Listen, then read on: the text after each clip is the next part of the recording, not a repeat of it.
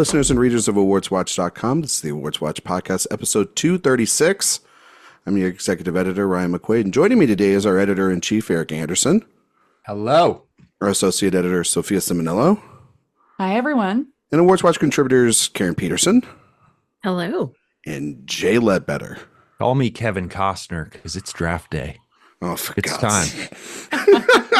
Wow. I thought you were going to say because it's Father's Day, and he just fits the dad he has. movie Oh, was he in a movie that's called Father's Day? Did they ever do a Father's Day one? No, but all of his movies are father movies. They're true. All dad That's movies. true. Well, didn't they do like Gary Marshall did like the Mother's Day movie? He never did a Father's Day movie? No one cares about fathers. I mean, that's just a reflection of the culture. If we're being Speaking of one, right, Erik? Really? Yeah. Well, happy Father's Day to all out there, including our own Jay Ledbetter and Erik Anderson. Yeah. And we're doing something a little bit different because the last 2 weeks you guys heard a tier ranking episode that I promised wouldn't go on too long, and it's actually still going on in another universe. But we're back, and we're doing something a little bit different because nobody wanted to talk about Inside Out 2. And that's fair, even though it's making a lot of money at the box office this weekend. And congrats to Ryan's box office draft team. I wasn't going to say anything. Time they finally got a winner. Yep. Yeah. Big one. Yes. Yeah. It was a pretty big one. Looking for you on the horizon, minions. But anyway, More like on the Speaking of horizon. Kevin Costner. Horizon. yeah, exactly. We want to do something different. And this is we always are talking about who is going to be the next big movie star. And these are debates that have been forged and lists have been done on other podcasts. I know like the Ringer podcast, they do an annual update of the top 35, under 35 every single year. And this is an obsession all over the place. But we here wanted to do a little bit more something that's fun and interactive with all of us here. And so we are doing a greatest movie star of all time draft with a maybe a wild card thrown into there as well. And so we want to talk about some of our favorite movie stars, and we're going to do it in a draft style. And we're going to talk about those films and, overshare and maybe steal some picks and, turn a fun conversation into a competition, because that's what you're supposed to do on a podcast. So I'm just going to break down what we're doing here in the categories real quick before everybody kind of gives out their criteria. So for this draft, we have 6 rounds, and these are movie stars from the one round. One pick is from the 30s and 40s, and these are what they're kind of best known for in their filmography when they became a movie star. At least that's how I'm drafting, but everyone else might be different. The 30s and 40s, the 50s and 60s, the 70s is by itself, the 80s is by itself, the stars of the 90s and the 2000s. We kind of just completely skipped over the 2010s because that's when it really all started to just be like, what is a movie star anyway?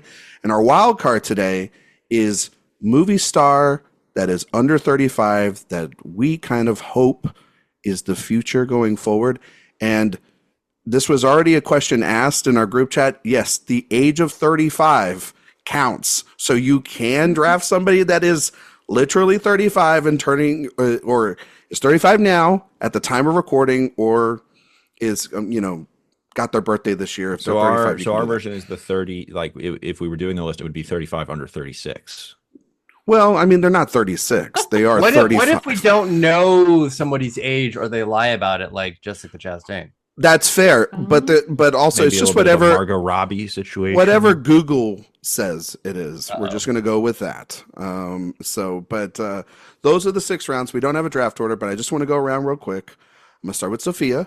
So Sophia, how is your list looking? When you did all the research for this exercise, what were some of the things or trends that you saw? Yeah, I mean, I'm not going to give away too much because I do have a strategy. And I think just a few of the things I'll say is that I loved learning about movie stars growing up. This was actually how I got into movies. I printed out the AFI 100 Years, 100 Stars list and would mark it up with who I liked and who I needed to watch more from. So I was excited, I think, to go back into the past and really looking at this by decade. It was really cool to see how things have evolved. It was also a bit depressing, I think, when we think about the present. It was also very fun because I got to consult with my parents a bit on this list and building out my picks, especially in the 70s and 80s when they were getting very into movies. I think one of my big criteria, though, that I will say is that I have to really like this person's work. So I'm not going to be picking someone just because I think it will get me votes in this competition or anything like that because they're at the top of box office lists. Like, I have to really love the person's work to pick them. We'll see actually how I stand by that as we get down to the wire with people's picks. But I think I was also just thinking about, the perfect movie star to me is a really great actor who also has that star quality outside of just being a great actor. It's that confluence of both being an incredible performer, but also being able to connect with the public in a way. So a lot of my picks that I have on my long list for each decade, I think really exemplify that. Karen, what makes a great movie star for you and what you're looking to pick today? Well, I agree with everything Sophia just said, but I'd also add, I think longevity. Movies that have kind of, especially when we go back to the 30s and 40s and into the 50s, I mean, movies that have really stood the test of time have turned people who were working actors back then into people that we look to as like the golden age of Hollywood and the stars of yesterday, and that we want our stars now to emulate. And one thing I found really interesting as I was preparing was how much easier it was for me to make a list of actors from the 30s and 40s than rising stars for now. So, yeah.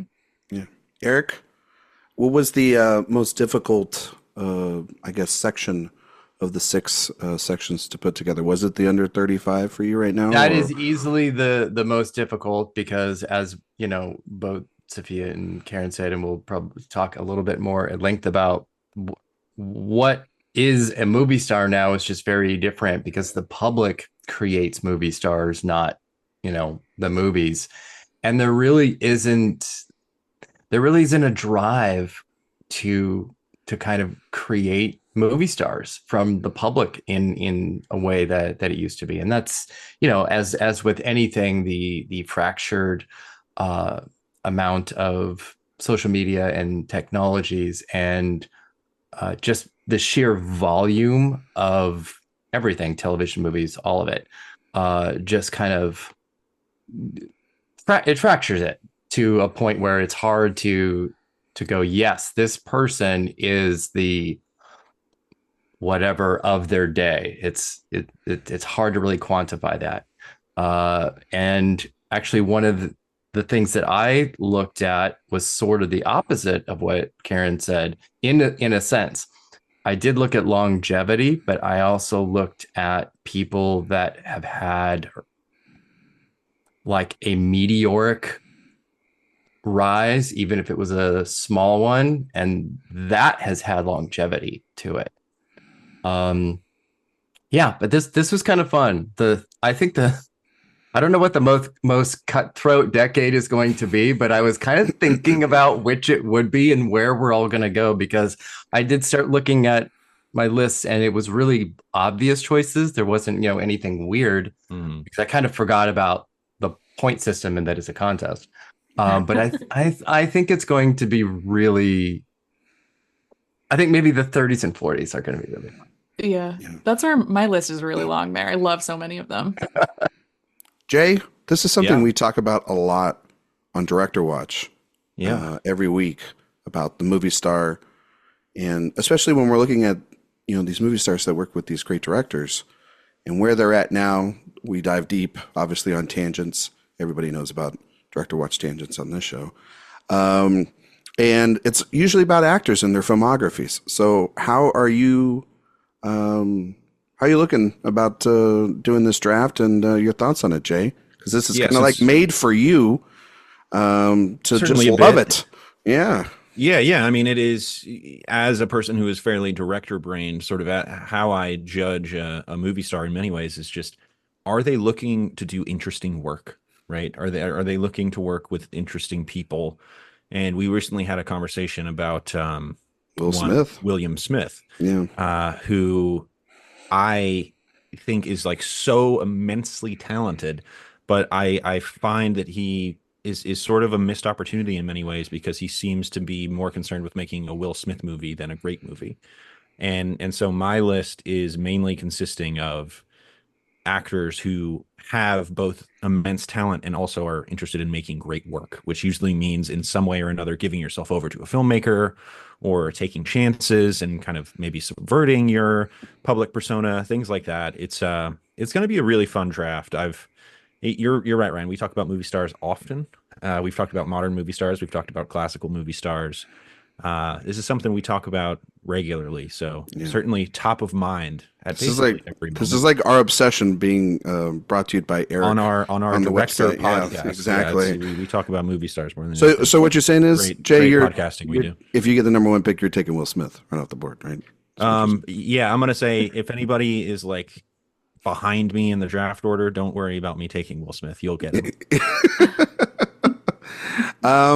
I think I just kind of echo everything that everybody said. I thought, I think the 30s and 40s, I think all of these actually are really interesting and they can go different ways. And the thing is that I know Jay and I've kind of, done exercises like this just, unformally before, but I don't know where everyone else is going to go with their picks. So that's where it kind of leads to the uncertainty of what is everyone going to pick, especially, and also when we do the draft order here in a second, placement in the draft is very essential. Obviously, I think Sophia and Jay and Erik alluded to it. We are going to put a poll up. We're going to see what you, the listeners out there this week, think, who drafted the best. And I think the goal is just to have fun. Bragging rights are definitely up for grabs here. I forgot about that part of it entirely. Yeah. It's something that he agreed upon, got him on the show, and now he forgot. This is why I am with Sophia. Jay. I am not selling out. I am not going to. No. It's the Will Smith thing. I'm not drafting Will Smith. I'm way more excited. I don't even care about the voting. I'm just excited to talk about some really fantastic movie stars from, almost 100 years of film history. Yeah. So. Well, and learn more about everyone's taste. I think that's fun. Yeah. But we will be voting, and there will be a winner, and it sounds like nobody cares about that, so it looks like I'll win. It's just going to be a vote of which one of us has the best taste. Yes, and so it only makes sense because we're going to get into this right now. We're going to do the draft order. It only makes sense to do the draft order live here, and we're doing it not sponsored by the company that made this, but I got a hat from a movie that nobody's watched. When we're talking about movies that we've all watched, which is The Watchers, which is a terrible movie. But anyway, I'm going to pick the first one here. First in the draft order. It's me. Wow. Huh. Okay. Yeah. Sure. Yeah, definitely. They're actually Put all your just... name in five times. What a happy accident. Yeah. I don't know if actually I ever... Honestly, I think doing the order that we're doing, first would be the worst. First Yeah, is hard. I don't love first. Yeah. Because then your next pick is 10th. 10 spots away. Yikes. Well, the next person is Karen. Oh, no. Okay. So that's just as she said that. So there's that. Okay. And then next up is... At number 3 is Jay. Okay. I'll take 3. And then... Many people have called me mid in my lifetime, so that makes sense.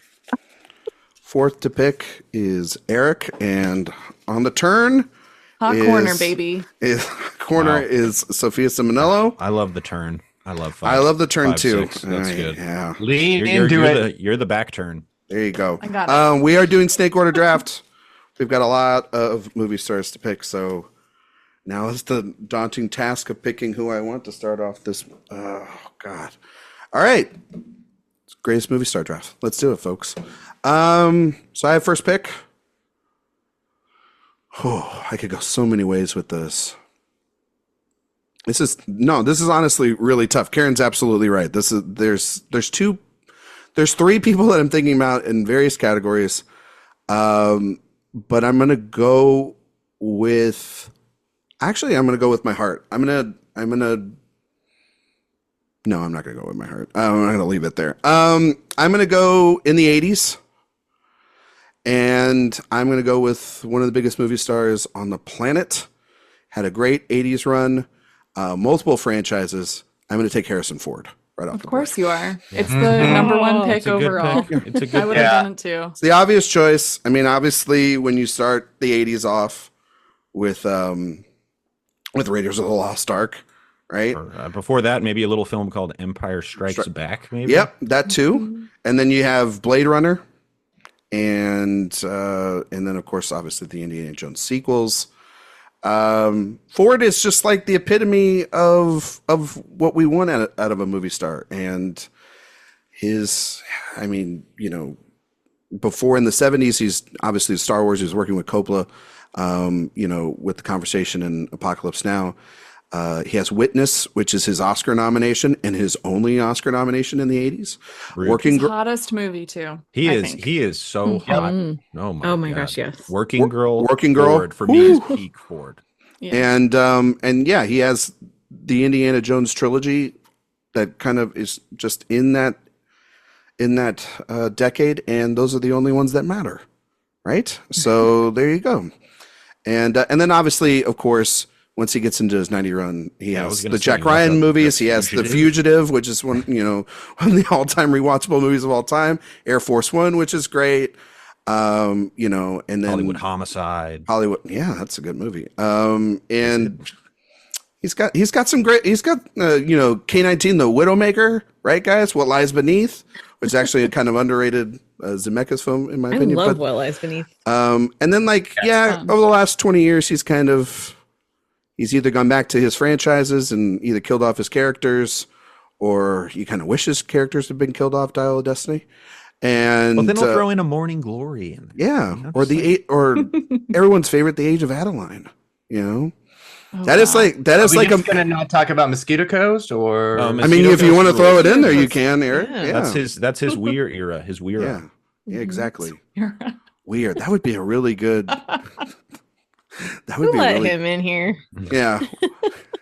Weir would be a really good director watch series down the road. Yeah, we talked about that. Yeah, we've talked about that. So, but yeah, Harrison Ford. I know it's kind of a chalk pick, but it makes sense. And I do love Harrison Ford as a movie star. And then also, Eric and I were at the Critics' Choice Awards last year, and to see all of his films and him get a Lifetime Achievement Award last year, it was. There was no dry eye in the house. It was a beautiful, the room was quite emotional moment. after that clip reel, for sure. Yeah. And if I could say one last thing, shame on the Academy for not giving him an honorary Oscar. It's bullshit. It's about time. Freaking the producers of Bond are getting one before him. Get the hell out of here. That's ridiculous. I saw that this week. Throw those Brits out. Harrison Ford's done a lot for cinema. Deserves one. Just do it. Jesus. Strong stance from Ryan. Yeah. Second pick, Karen. I think I know where you're going. Well, thank you for not stealing my very favorite movie star of all time. I thought about it. I thought about it. I was thinking about it, being like, man, if I just want to make Karen so angry right now, I could do that, but I wasn't going to do that. I wouldn't have been angry, Ryan. I would have just been disappointed and heartbroken. Mm-hmm. So thank you for saving him for me. Someone else who also should be receiving an honorary Oscar, because everybody claimed that he saved cinema 2 years ago. Super Mario? Oh wait. Sorry. I'm going with the 90s on this choice. And that is Mr. Tom Cruise. Yeah. That's the right era too. Oh, see, yeah, like he definitely gets his start in the 80s. He becomes, he's on his way. But by the 90s, that's where he really hits his stride and becomes the star that we know. And so for like his run in the 90s, he's got Days of Thunder, Far and Away, A Few Good Men, The Firm, Interview with the Vampire. He starts the Mission Impossible franchise, gets nominated for Jerry Maguire, gets nominated for Magnolia. He's in Stanley Kubrick's final film. And then off on obviously into the 2000s. He works with Spielberg a couple of times and does Minority Report is, I think, one of his very best films. Yes. And of course, up to today, we're still waiting for the 8th Mission Impossible film. So he's the best, and I love him. And that's my first pick. It's a fine pick. No, I'm just kidding. It's a great pick. He's got so many great films that I just watch over and over again. I mean, he's had 44 movies, and only 2 of them, I would say, are actually really bad. Which ones One are? of them, Which he's only 2? Only 2 are really, really bad. He's got some that aren't great, but yeah. Like which ones are the awful ones, Karen? His very first movie, Endless Love, from 1980. Terrible. But he's only in that for like 45 seconds.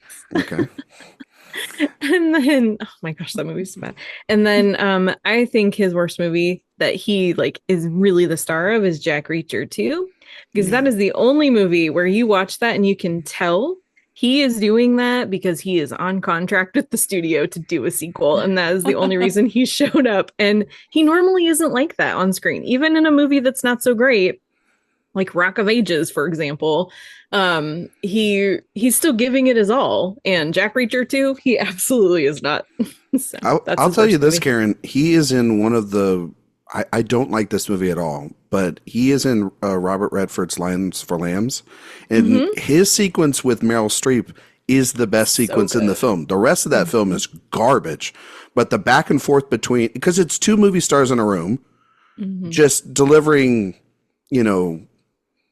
okayish dialogue, but they're elevating it, and he's able to elevate it. And there's just the way that he's playing like a senator at that time, and she's a journalist, and Cruise has got the goods, and he still has the goods. It'll be interesting because, the Mission Impossible film that production seems to just be going on and on and on, and we might get another Top Gun, but now he's kind of going back to working with auteurs. I mean, he's signed up with Alejandro Gonzalez Iñárritu. He was circled around as just rumors for the Tarantino project, but clearly they've wanted to work together. So he's got another potential run or era in him, and yeah. But his '90s run is I mean, he made probably the movie of the '80s with Top Gun for a lot of people, but still, his '90s run is where he really shines. And man, I do love A Few Good Men. That's one of my most rewatchable movies of all time. So good.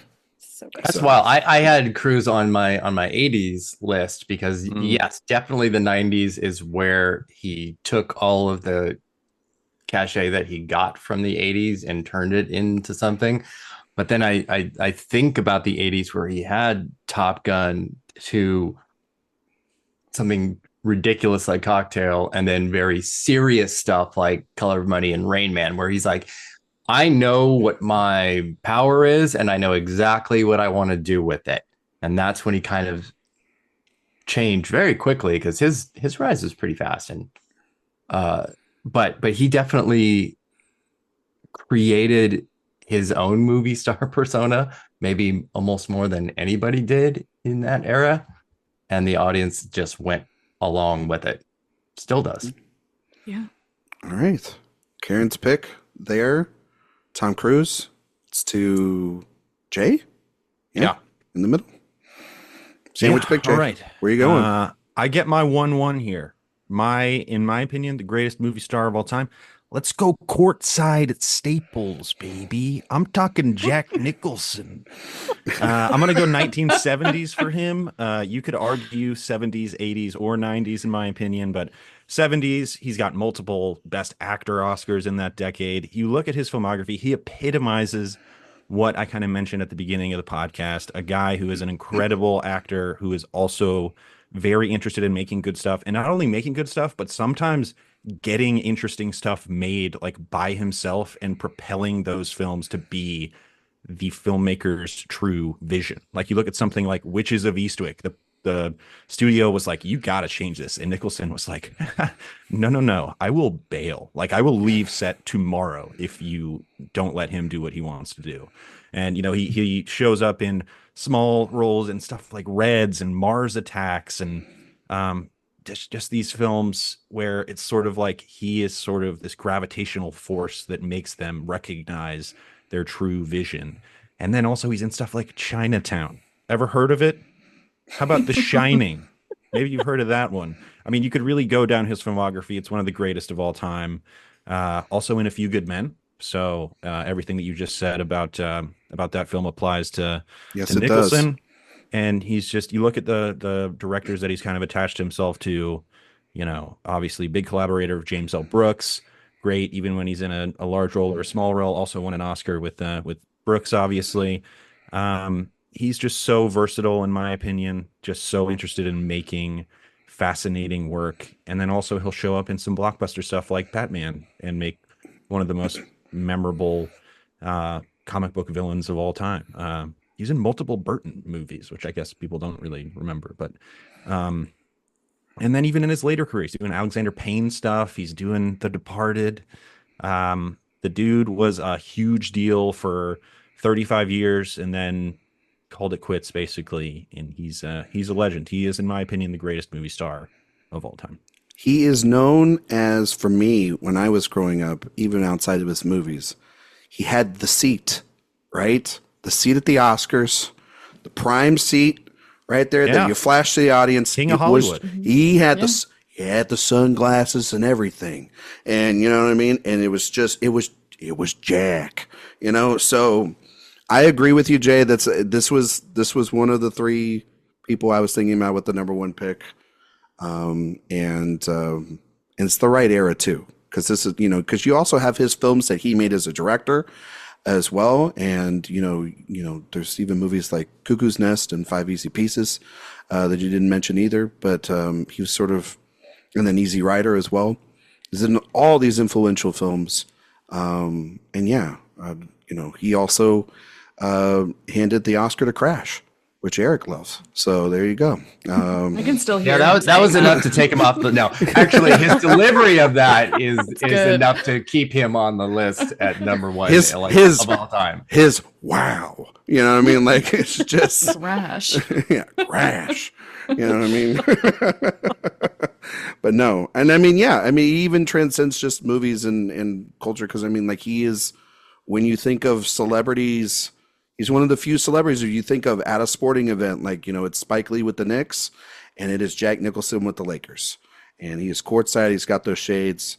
I knew, you know, growing up as a kid, I would watch, you know, the Lakers versus the Spurs. And he would be right there on the visitor side, right there courtside. And he'd be yelling at the players and everything.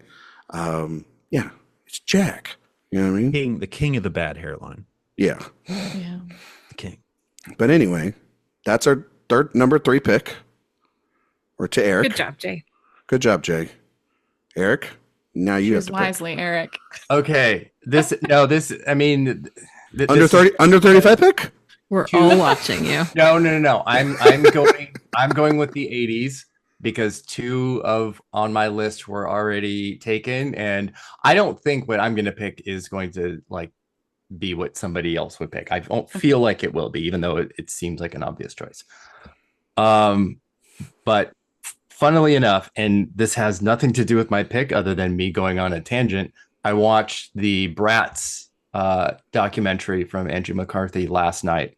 Not a very good film. It's actually pretty bad. You mean the Brat Pack? Because Bratz is an animated thing for kids. The movie that just came out this weekend is called Bratz. So if you're listening, it's Bratz with an S, not with a Z. And you're not. Oh, is it not with a Z? Oh, yeah. See, it would have been probably a better movie if it had the Z. Anyway, sorry, Erik. Anyway, but it was really fascinating to remember that time and sort of what I mentioned at the top, that there were people that had such a meteoric rise, but that era of Brat Pack was really only like 3 years long because it really kind of sunk them. And then it was really fun seeing who sort of still has a career, what their career looks like now, and thinking about longevity. But that's just a sidebar from who my choice is for this. That's called also stalling. It was not stalling at all. That said, he's picking tangent. Tom Holland. Oh my God.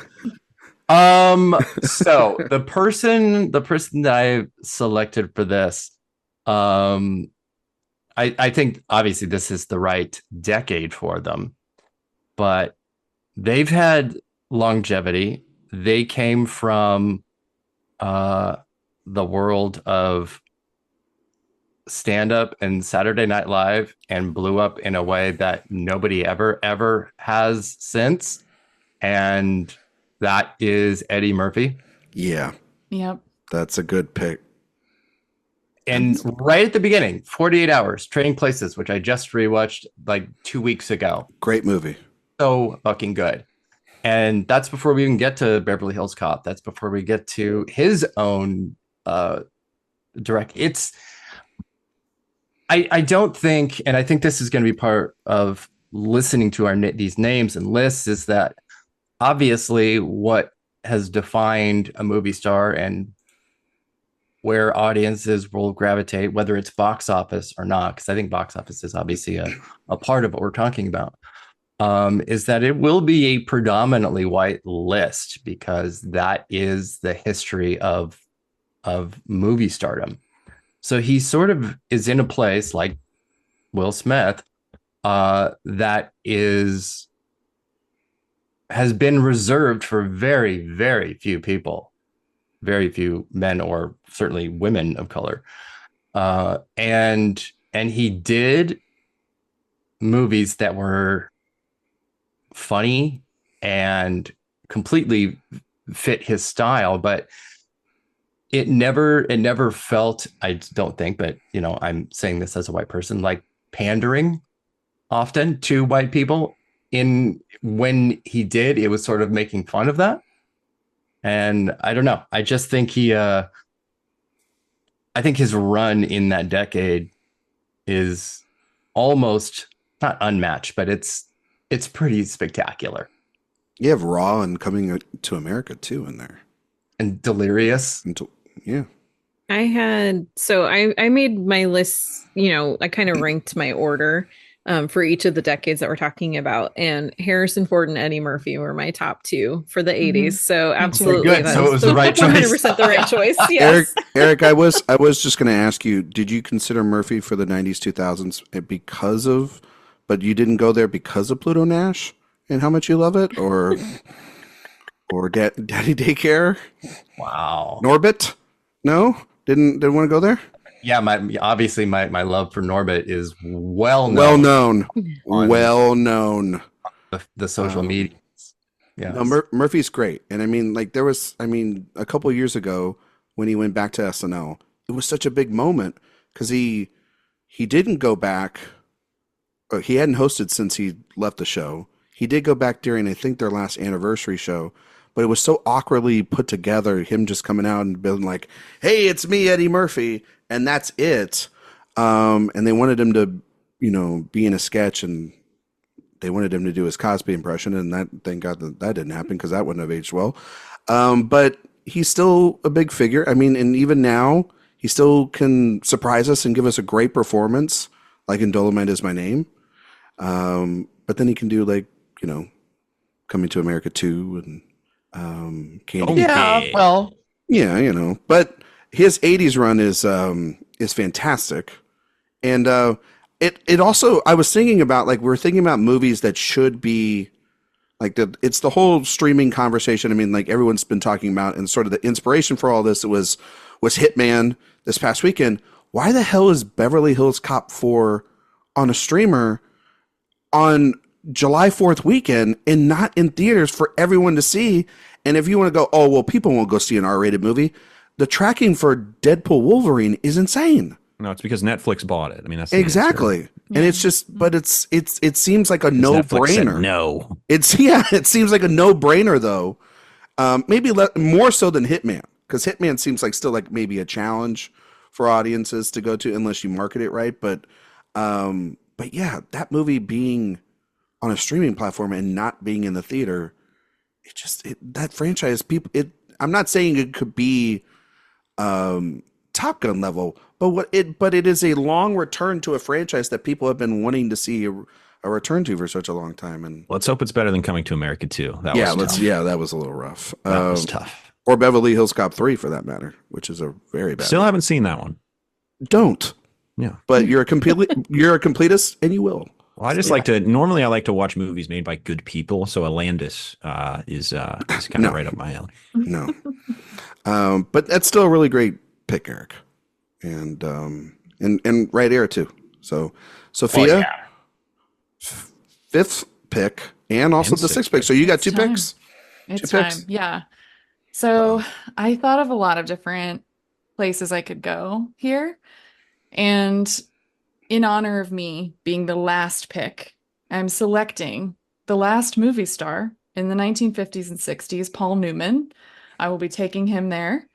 I think he is one of our greatest movie stars of all time. And if you think of his run in the 50s and 60s, it's pretty incredible. Movies that you would associate with him, like Cat on a Hot Tin Roof, 1958. And then we just stretch into the 60s. We have The Hustler. We have HUD, which is one of my favorite performances of his. And he, of course, Cool Hand Luke. And then he closes out 1969 with Butch Cassidy and the Sundance Kid. When I was talking earlier about what makes a great movie star, this idea of a person who is a phenomenal actor, one of our best, but also, chooses interesting projects, who's thinking of different things that he can do in his career, but who's also someone who steps outside of the acting itself. And we think about his philanthropy, we think about Newman's Own, we think about his involvement in all of these things outside of film. And because, I thought that this was the perfect, stretch to take him in, of course. But if we're thinking about a body of work and a persona, who a star is, what makes a star, he's also just one of the greatest looking men ever. I remember the first time I saw him on screen in Cool Hand Luke, just a perfect actor and movie star. So I had to go with him first. Right. I just want to say his two most popular films on Letterboxd are Cars and Cars 3, which came out 9 years after he passed away. That's pretty unfortunate. You're a monster, Jay. Where's the knife? I'm not Letterboxd moving it every day. Are the true monsters? No, it's a great pick. I mean that that documentary series that Ethan Hawke put together a couple years ago.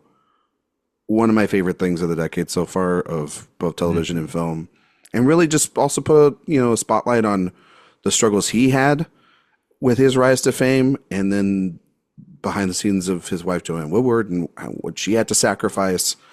And then it is great to see that these transcripts are then read by so many either peers that crossed through the generations, or the actors that they knew or that they taught, or have been used as like such and such is the new Newman, or such, and been compared to over the years. That's a no-brainer pick there. It was definitely high on my. He was my number one in my 50s, 60s era, for sure. There was nobody else there. Like 3 of my number one picks in their eras have been taken. So me too. Yeah. So, but anybody else want to say anything else on Paul Newman? Spectacular choice. Perfect human being. Seems like a good guy. Yeah. All of that. Yeah. I think about him at the Venice Film Festival with that slight earring and sunglasses, and I'm like, profile shot of him. Has anyone ever looked that good ever in the history of humanity? Because the answer is Harrison Ford in Working Girl. Yeah. Harrison Ford at Cannes. If we're comparing film festivals, okay, maybe those are the two. Those are the two close, options. but no. All right, maybe we'll have to have a poll about that. Yeah, well, I think we'll do a poll about that. That will have higher participation, I actually think. Yeah, judging on some past episodes already. Yeah. No, sex sells. Come on, no way. Yeah. Sophia's up again. I'm up again. So it's hard because there are other places that I want to go, but my 80s right now is just so thin that I feel like that's where I need to step. Okay. So I'm picking my birthday twin, the greatest actress maybe alive now, or at least one of them. I'm going Meryl Streep. I love Meryl. I feel like she is maybe not what you think of for like your classical Hollywood movie star. I think she definitely fits into that great actor conversation more. But this woman, her 1980s is really when she rose in the ranks in Hollywood. And she was, I think, one of the, if we're looking, a lot of these categories that we'll talk about today were dominated by men. If you look at just the box office and the conversations, I think, surrounding movie stars, the 80s, that was one of those decades where I would look through and in conversations I would have, so many of those names that would come up would be men. And two of them, my top two are already taken. And I think with Meryl, you know, she's coming off of in 1979, Kramer versus Kramer. And then we get Sophie's Choice, her first, like that Oscar win for her for Best Actress, one of her great Oscar wins. We have Silkwood, we have Falling in Love, which is a movie I really love. Out of Africa, we're gonna just skip right on past. We have Heartburn, which is very fun too. I mean, she just has an incredible stretch then when I think she really is stepping into her career. I obviously love her 90s as well. I think you could pick her there, but the 80s for me is really when I think she starts to become the actress that we know and love today. And again, I think Ryan, given your rule addition about taking someone's entire body of work, I know, you know, she was in The Prom and Florence Foster Jenkins and all of that, but she's Meryl Streep. She's just Meryl. You can say Meryl and you know who you're talking about and the weight of that name. So yeah, Meryl, June 22nd. Happy birthday next weekend. Yeah, so Sophia is really underselling the whole filmography thing. If I was picking Meryl, I actually probably would have picked 90s, 2000s. Yeah. Well, I have more picks there though, and I needed to get a little creative. Fine. But yeah, you've got like Devil Wears Prada in there. Adaptation. I love Death Becomes Her. Bridges. I'm with Sophia. I have Meryl in the 80s as well. Yeah. So yeah, I think that's absolutely the right totally place. Fair. Mm-hmm. Yeah, totally fair. It's also just like the beginning of her Oscar era, and that decade is her peak with that too, which is a bit of another component to all of this. If Counterpoint, It's Complicated came out in 2009. So yeah. Well, she also has, I mean, like her run, I mean, she has 6 nominations in 10 years in the 80s, and she has a win, which is pretty incredible. She's in a Best Picture winner. Whether you like that film or not is beyond the point. Yeah. And then she didn't give a shit about being in Best Pictures. No, she didn't. No, she did not. But like I would have gone either way. I think her 80s run, it firmly cements her as the actress of that time. But I think her 90s run, I mean, a movie like Bridges of Madison County, which I think is her best performance. My favorite Meryl. But then her run in the 2000s of like adaptation, Devil Wears Prada, even a performance like Doubt. I think her performance in Julia is the only reason. The Hours. Oh my God. The Hours. Yeah. You know, the like laundromat, of course. Exactly. Well, you know, I'm not going to talk about that. But you know, but yeah, no, that's a perfect pick. And the 80s were getting a little thin, so it made sense. Yeah. Talk about longevity. And yes, and you were talking earlier about the Nicholson seat at the Oscars. Like she has Meryl it now. now. She has it now. She's not even getting nominated anymore. People get up on stage and they win and they're like, Meryl is here. They just like look at her and see her, and it's a sign that they've made it. Will Smith had it, but boy, did he mess that up.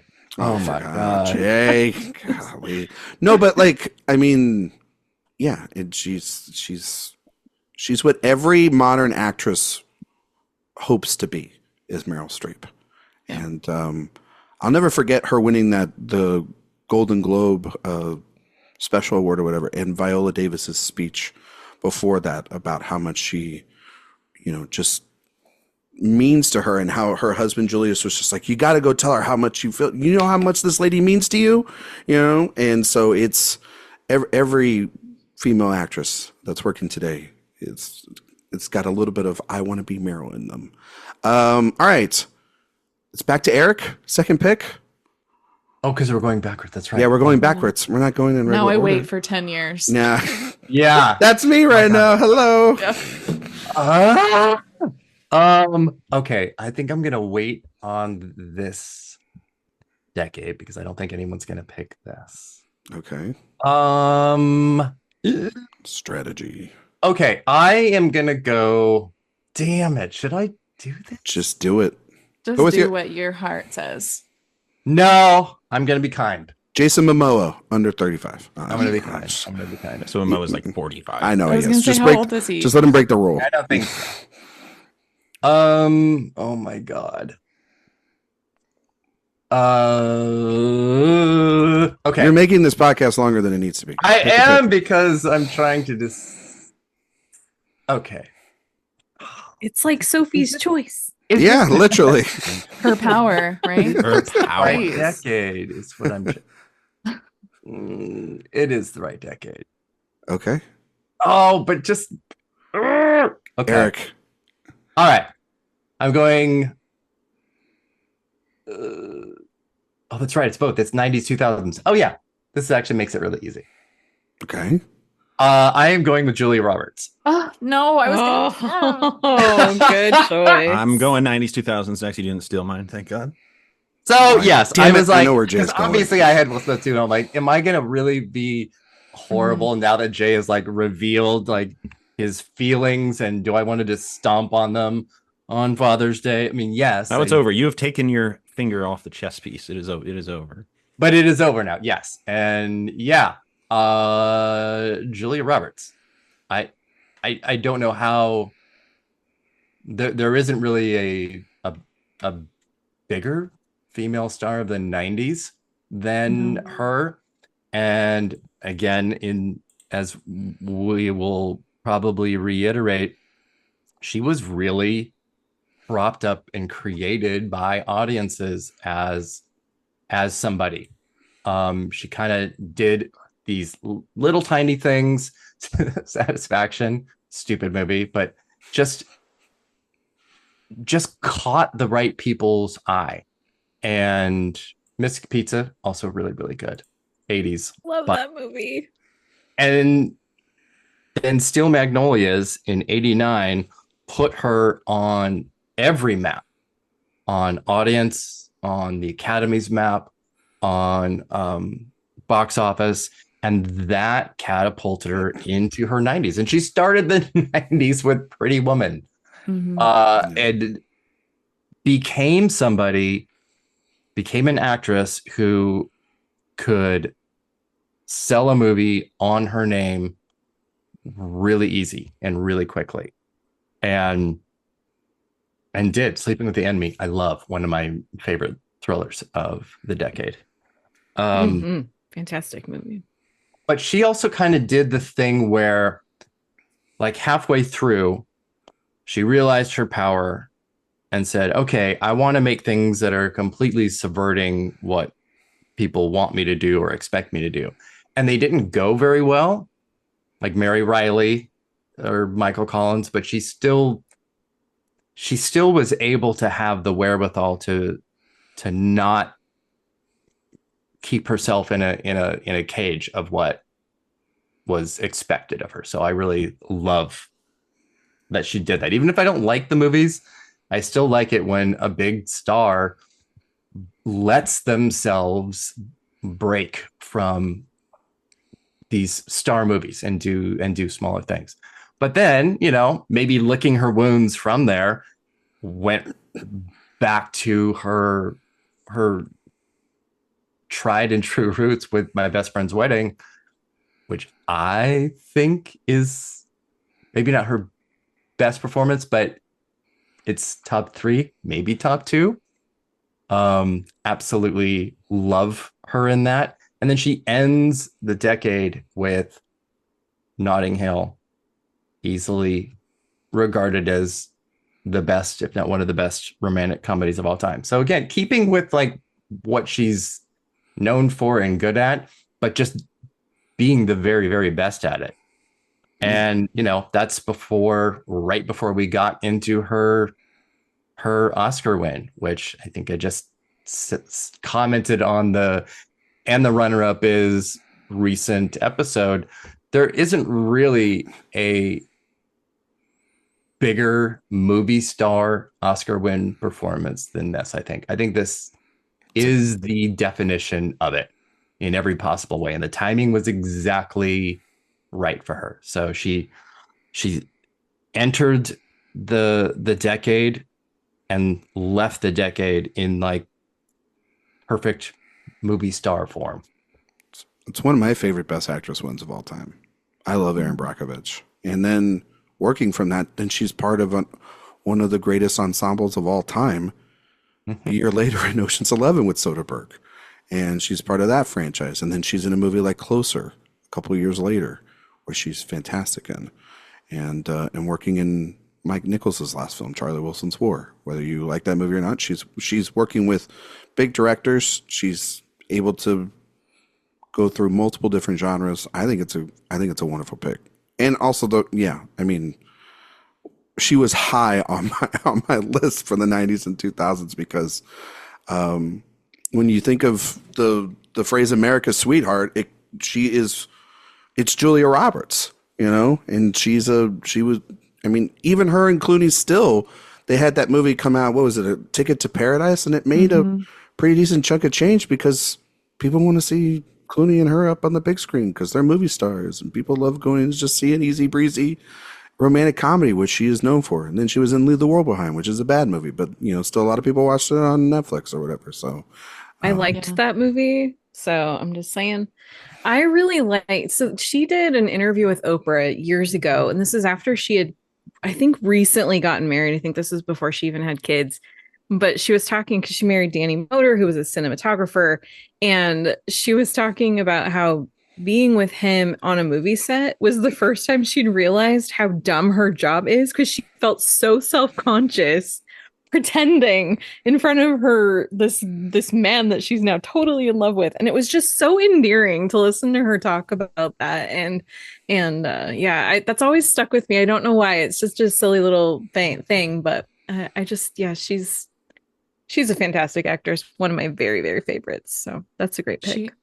She was my number one pick for the 90s 2000s category because I think she, for all the reasons you said, but I just remember growing up in that time, like seeing her picture on every magazine and thinking, I want to be Julia Roberts when I grow up. She had that quality to her, which is the ultimate movie star quality. Like everyone wanted to either be with her or be her.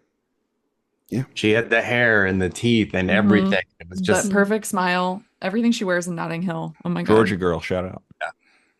Yeah. Also that. Jay, it's your turn. Your pick. I can't believe I get this in round 2. Are you kidding me? I'm going 90s, 2000s. Another gentleman who spent plenty of time courtside at the Lakers games.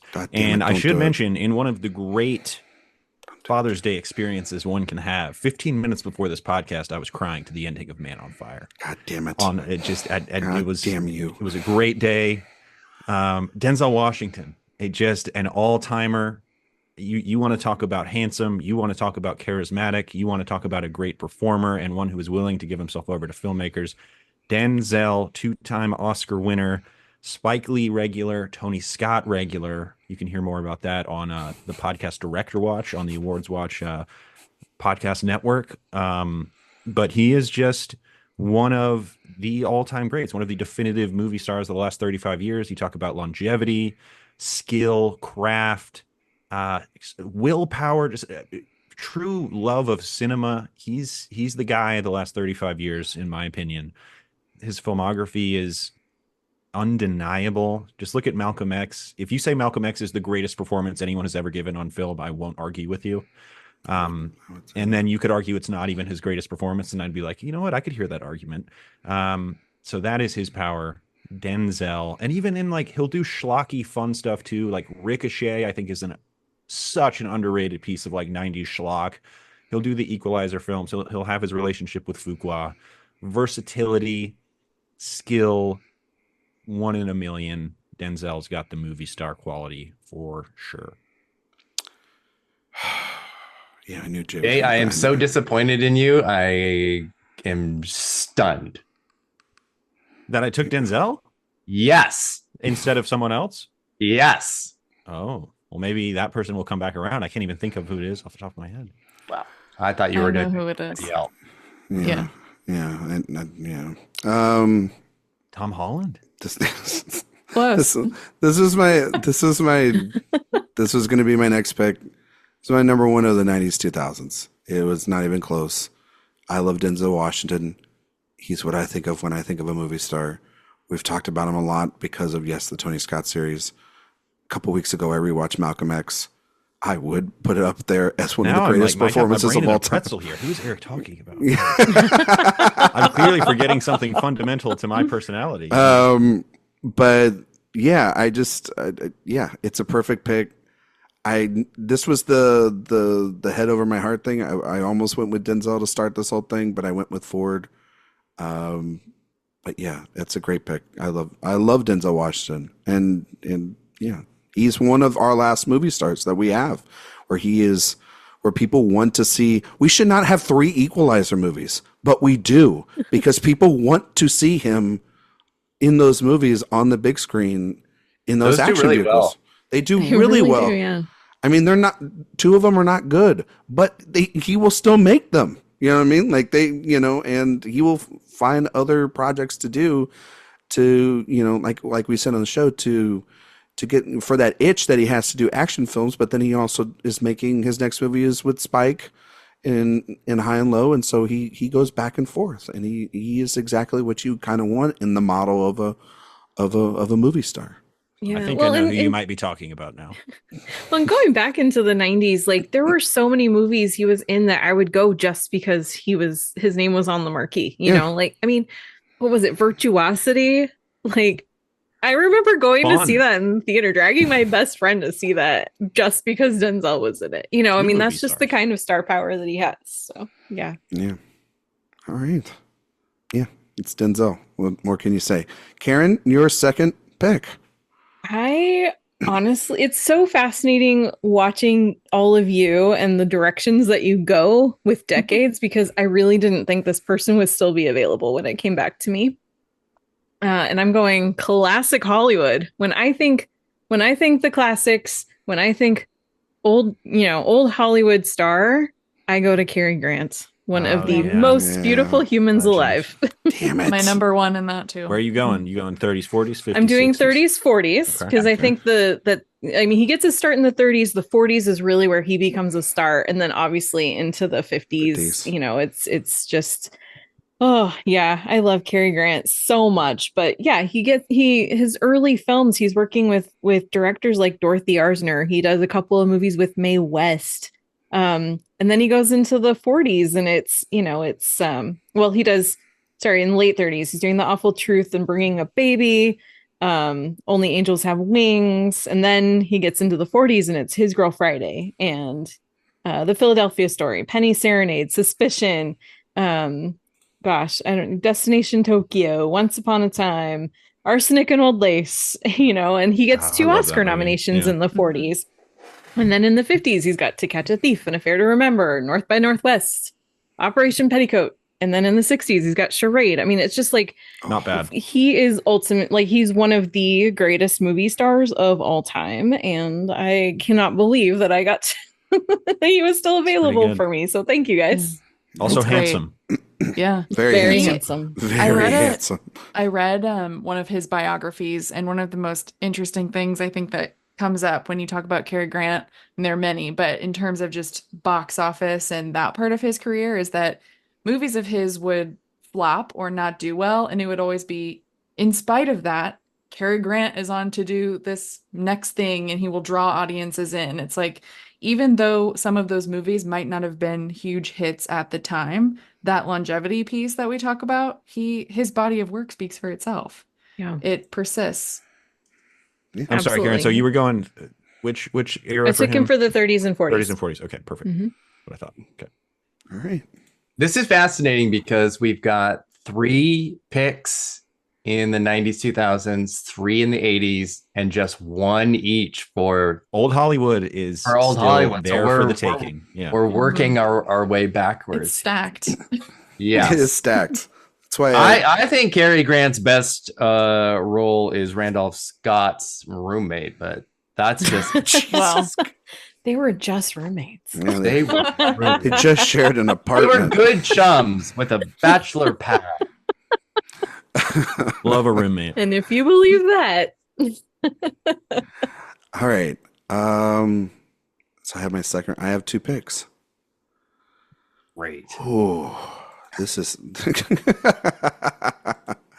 well. This is really difficult because I could go a couple ways with this. I heard. Yeah. What? God damn you. This is tough. You know what? I'm gonna go with the 1970s, and I'm going to take. There's 2 people I could take here, and I love them both. I'm gonna take Robert De Niro.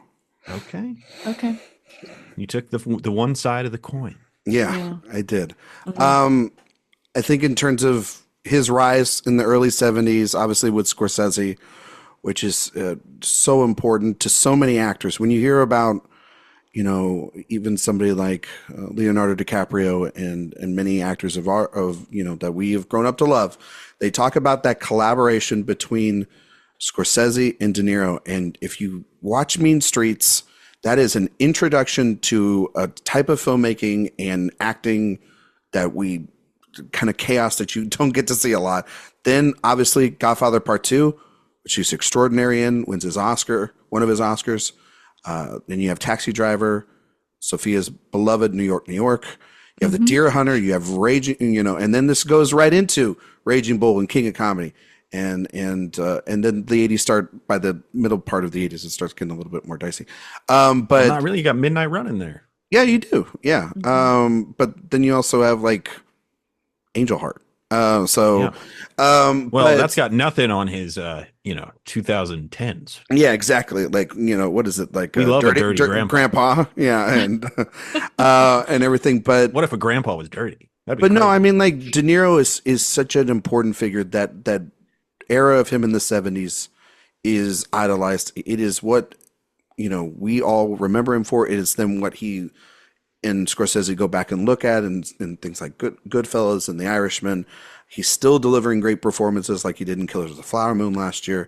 Yes, he has his I have to make the rent money, I guess.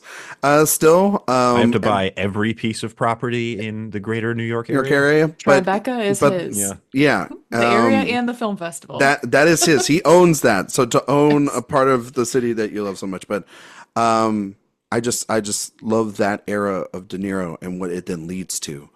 I almost went with somebody else, but I'm it's splitting hairs. So I'm gonna go with Robert De Niro, and I agree with Karen. I think classic Hollywood, old school Hollywood, that I'm gonna be able to come and pick that back up here in a little bit. I think I'm gonna go more newer. I'm gonna go 90s, 2000s. And I'm going to take the greatest actor of the 90s and 2000s. I will be taking Daniel Day-Lewis.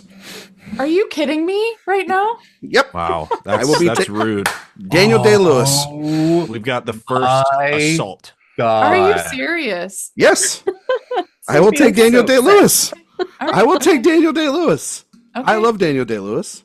All right, let's do it. Yeah. Ryan, you got a horse head under your pillow. It's fine. Khartoum is going to Texas. It's fine.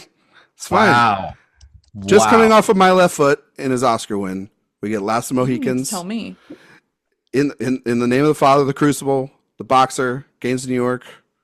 I get Ballad of Jack and Rose. And I get There Will Be Blood, which is one of my favorite movies. And it is one of my favorite performances of all time. I did not get Denzel Washington, which was what I wanted here. Was the first act of violence. Violence begets violence. Yeah, violence begets violence. And listen, it's a very selective filmography, just like kind of Erik was talking about. There's not a lot of fluff in there. It's super strong. I mean, again, another actor that we talk about is, influential. The method acting. You're forgetting the rest of the filmography. He made a film called Phantom Thread that is one Sophia Ciminello's favorite film. I understand that. I love that movie too. Daniel Day-Lewis, the cat, is sitting right behind me. Yeah, well, don't know what to tell you. Lincoln. Well, I Lincoln? actually have a question. 9? Is he a movie star? See, this is. Give me a break. Give me a freaking break. Oh, he's not a movie star until you. He doesn't like going outside. Pick him. He Yeah, doesn't like going outside. most people don't. Yeah, the thing is, Sophia definitely wasn't going to pick him next. Yeah, he's definitely wasn't going to pick him next. Wasn't on my list. Wasn't on sadly. Sadly. But no, I love Daniel Day-Lewis. I obviously would love to see him make more work. Obviously, I think he also ended on such a high note. He's out there in the wilderness wearing things, you know, but even when he was out there this past year giving Scorsese an award, people were astonished and amazed. They're like, oh my God, he's come out just to give this award and gave people hope. And people went crazy on the internet for a couple of days about like, will he come back? Will he make one more movie or whatnot? And getting the sleeve tats to make it like 20% harder for him to take a role. Exactly. Yeah. But talk about just somebody that immerses himself into films. You can like that. You don't have to like that. I know that it puts off some people because of the whole method acting, but I think, you know, he's delivered some of the greatest performances of all time, and I love him. And yeah, and I think he's unique, which is unlike a lot of his contemporaries. They have a lot of movies in there that you're just like, we don't have to talk about that. Let's just move on, you know. And I heard very he's in selective. negotiations to play Doctor Doom in the Fantastic. Oh, is he going to do that? That would be really good for him. You think he would never do a Marvel movie ever? No. But Daniel Day-Lewis, that's what I'm that going to Coblin costs a lot of money. So. Well, he's gonna have to pick up a new hobby if he does Marvel, whatever his character is into. Look, Mass I mean, genocide? Daniel Day-Lewis is my favorite person alive who is not a family member or friend. I Sorry, am Ryan. obsessed with him. Yeah, I was just going to say that seems like a shot below the bow. I said he was not a family member or friend, but that also might change now. But I think I mean, what can you say about Daniel Day-Lewis? He is our greatest actor. He's an original. No one does it like him. He is never the same. He's never been the same character twice, literally. He disappears completely into a role, which we can't say about really anyone else we've picked, and we've picked some incredible actors. So yeah, it's a great pick. Sorry, Sophia. Sorry. I don't know what to say.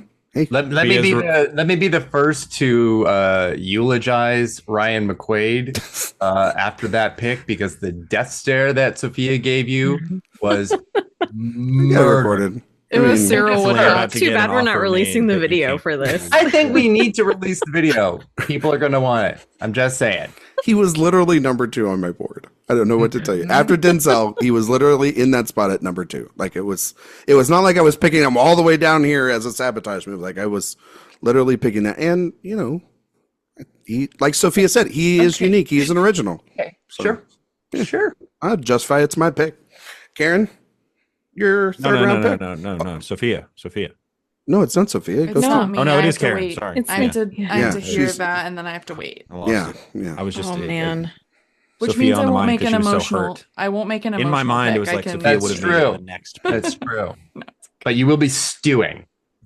No, I'm okay. Okay, Karen. Karen's up. I'm really, oh man. I'm not sure where to go next on this one. Especially because I'm not going to have another pick for a while. But I think I'm going to go to the 50s and 60s. I'm just going to go forward in order. Am I going to do it? Yes, I'm going to do it. Sophia took her birthday twin. I'm taking my birthday twin, Elizabeth Taylor, born February 27th, Love it, 1932. Yes. Yay. Yeah. I mean, first of all, she was an incredibly talented actress, multiple Oscar nominations, 2 wins, and also stunningly beautiful. Those purple eyes are just, burned into my memory. But also just her filmography is one of, I can't even talk. I'm like, so I just love her so much. But like sorry, I'm trying to do 2 things at once. But I mean, like in the 50s and 60s, you've got Who's Afraid of Virginia Woolf. Sorry, my list just disappeared in front of my face, but That's okay.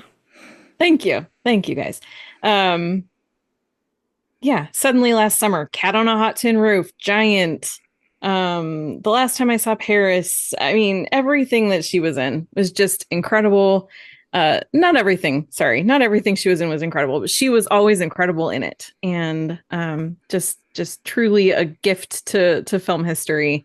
And that's my 50s and 60s pick. I love this. She was also really high up on my list for this category. And I feel like, too, outside of her film roles, the woman just attracts like scandal and story. And it's all about like the persona and how much of an icon she is, both in terms of her, yes, like film roles, but also just her beauty, like you mentioned and alluded to, and her marriages, which I love. Like that's one of my favorite things about old Hollywood, is just learning about those personal details about our stars. Yeah, and she definitely has a lot of public details.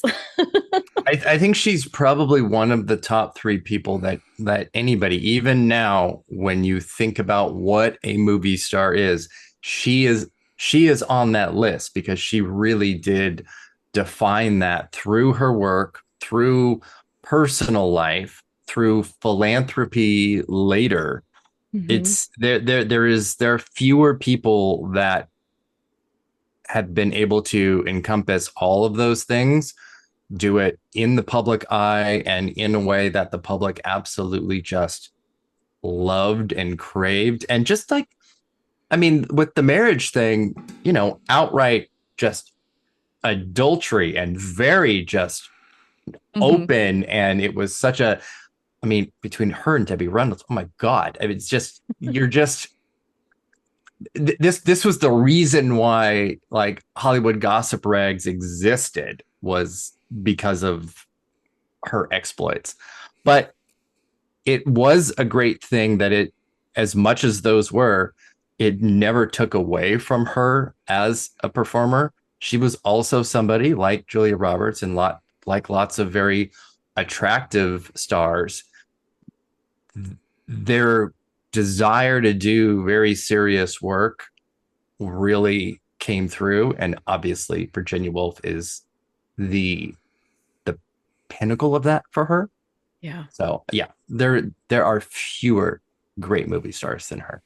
Virginia Woolf is not only one of like probably her greatest performance, it's one of the greatest performances, I would say. Yep. Ever. I agree. And as big a flop as it was, nobody could have done Cleopatra like her. Right. Yeah. It's true. Well, the lore around Cleopatra, it just adds to her movie star aura and mystique. Absolutely. Yeah. So it's a great pick. It's a great pick. Jay, third pick, third round goes to you, sir. Yeah, this one's tough. I'm stuck between 2 people, but I'm gonna go the most decorated leading actress of all time. I'm going Katharine Hepburn. Yeah. One of the great movie stars. I think one of the great performers of all time. I think her performance in Bringing Up Baby is perhaps the greatest comedic performance I've ever seen. So I'm going to go Katharine Hepburn, 30s, 40s. Look, it's undeniable as far as acclaim, awards, status. She's just one of the greats of all time. A beautiful woman with incredible talent, and in my opinion, kind of an indelible figure in the history of Hollywood. You could go down the list of all of her films, not all of them perfect, but her as a presence and as an idea, I think, sustains. So I'm going to go Katharine Hepburn, one of the greats. Yeah, that's a great pick, Jay. It was very high on my list as well. Thought I could get her on the turn, but I guess not. It's okay. Erik? No, perfect pick. Was that all we're going to say about Katharine Hepburn? Well, you guys, you want to say anything? Come on now. Do an impression. I'm not going to do an impression. I know he can do. I know he can do it too. One of the great voices ever, though. Yes, really. one of the great voices. Also, somebody who was like, I don't give a fuck about the Oscars. She was there like once. Her scarcity of interviews, because her privacy was so important to her, impeccable. Sort of the opposite of. She the one with Barbara Walters, where like I was just going to mention this. Why didn't you ever wear a skirt? I'll wear one to your funeral. She lived. It's one of my favorite. She lived at has 96. ever been read for filth as hard as that. Yeah. That moment was incredible. But she represents such a really great example of this list as being somebody sort of the opposite of Elizabeth Taylor, while still being of a level of stardom and acclaim, and box office and awards and all of it. That was at the same place, but it's what's really cool about all of this. And I love her on Golden Pond. Absolutely love her in that. We've been doing birthday twins. She was born 2 days after me. Okay, so not really quite, but close. No. Birthday neighbors. Eric's like, not close. No, move along. Birthday neighbors. Birthday neighbors. That's a new one. I love that. All right, Erik. Okay. All right. Yes, I am going to go with my 70s pick. Okay. So many choices here. So many. It is funny. Like I said, how we really kind of gobbled up our 90s, 2000s, and 80s and are working our way back. And strategically, I think it does make sense because there are just more choices. And the 70s is there's so many ways to go. But as Sophia already mentioned, Paul Newman for the 50s and 60s, who could have been pretty good in this decade too. Mm-hmm. It's hard not to think about him and not think about Robert Redford. Yeah. Because they're at the hip. Mm-hmm. in sort of our collective conscious. And like Sophia mentioned, the 60s end with them in Butch Cassidy, and his 60s were pretty good. Lots of TV, but really kind of finding his way. Barefoot in the Park, so good. But it was the 70s that absolutely turned him into a star and a Robert Redford. And into and also speaking of one of the most perfectly classically handsome people ever. You think so? You think Robert Redford's handsome? And I mean, I was gonna say he's a bit of an uggo, but people seem to like him. But yeah, we've talked about 3 Days of the Condor here and being such a huge favorite. All the President's Men. We just talked about him on the podcast Director He ruled Watch the on 70s. on the AwardsWatch Podcast. The 70s as obviously, yes, Jack Nicholson and Pacino and De Niro, they have their place here. I think Redford is right next to them. Yes, he is. Honestly, disrespected a little bit because of how handsome he is. He's kind of dismissed a little bit. And then what did he do with the 70s? He left the 70s with a directorial debut that won Best Picture. Yeah. And talk about opening of the decade. And talk about photos that are behind the scene that I would present in the argument of what the hottest man of all time ever looked like, and it would be Robert Redford behind the scenes shooting Ordinary People. Yeah. It's the belt buckle. Yeah. Mm-hmm. No one has ever looked better wearing a coat on screen than Robert Redford. The gray one in Condor. Oh my gosh. Perfection. Perfection. Yeah. Speaking of the MCU. Jesus, Jay. Damn it.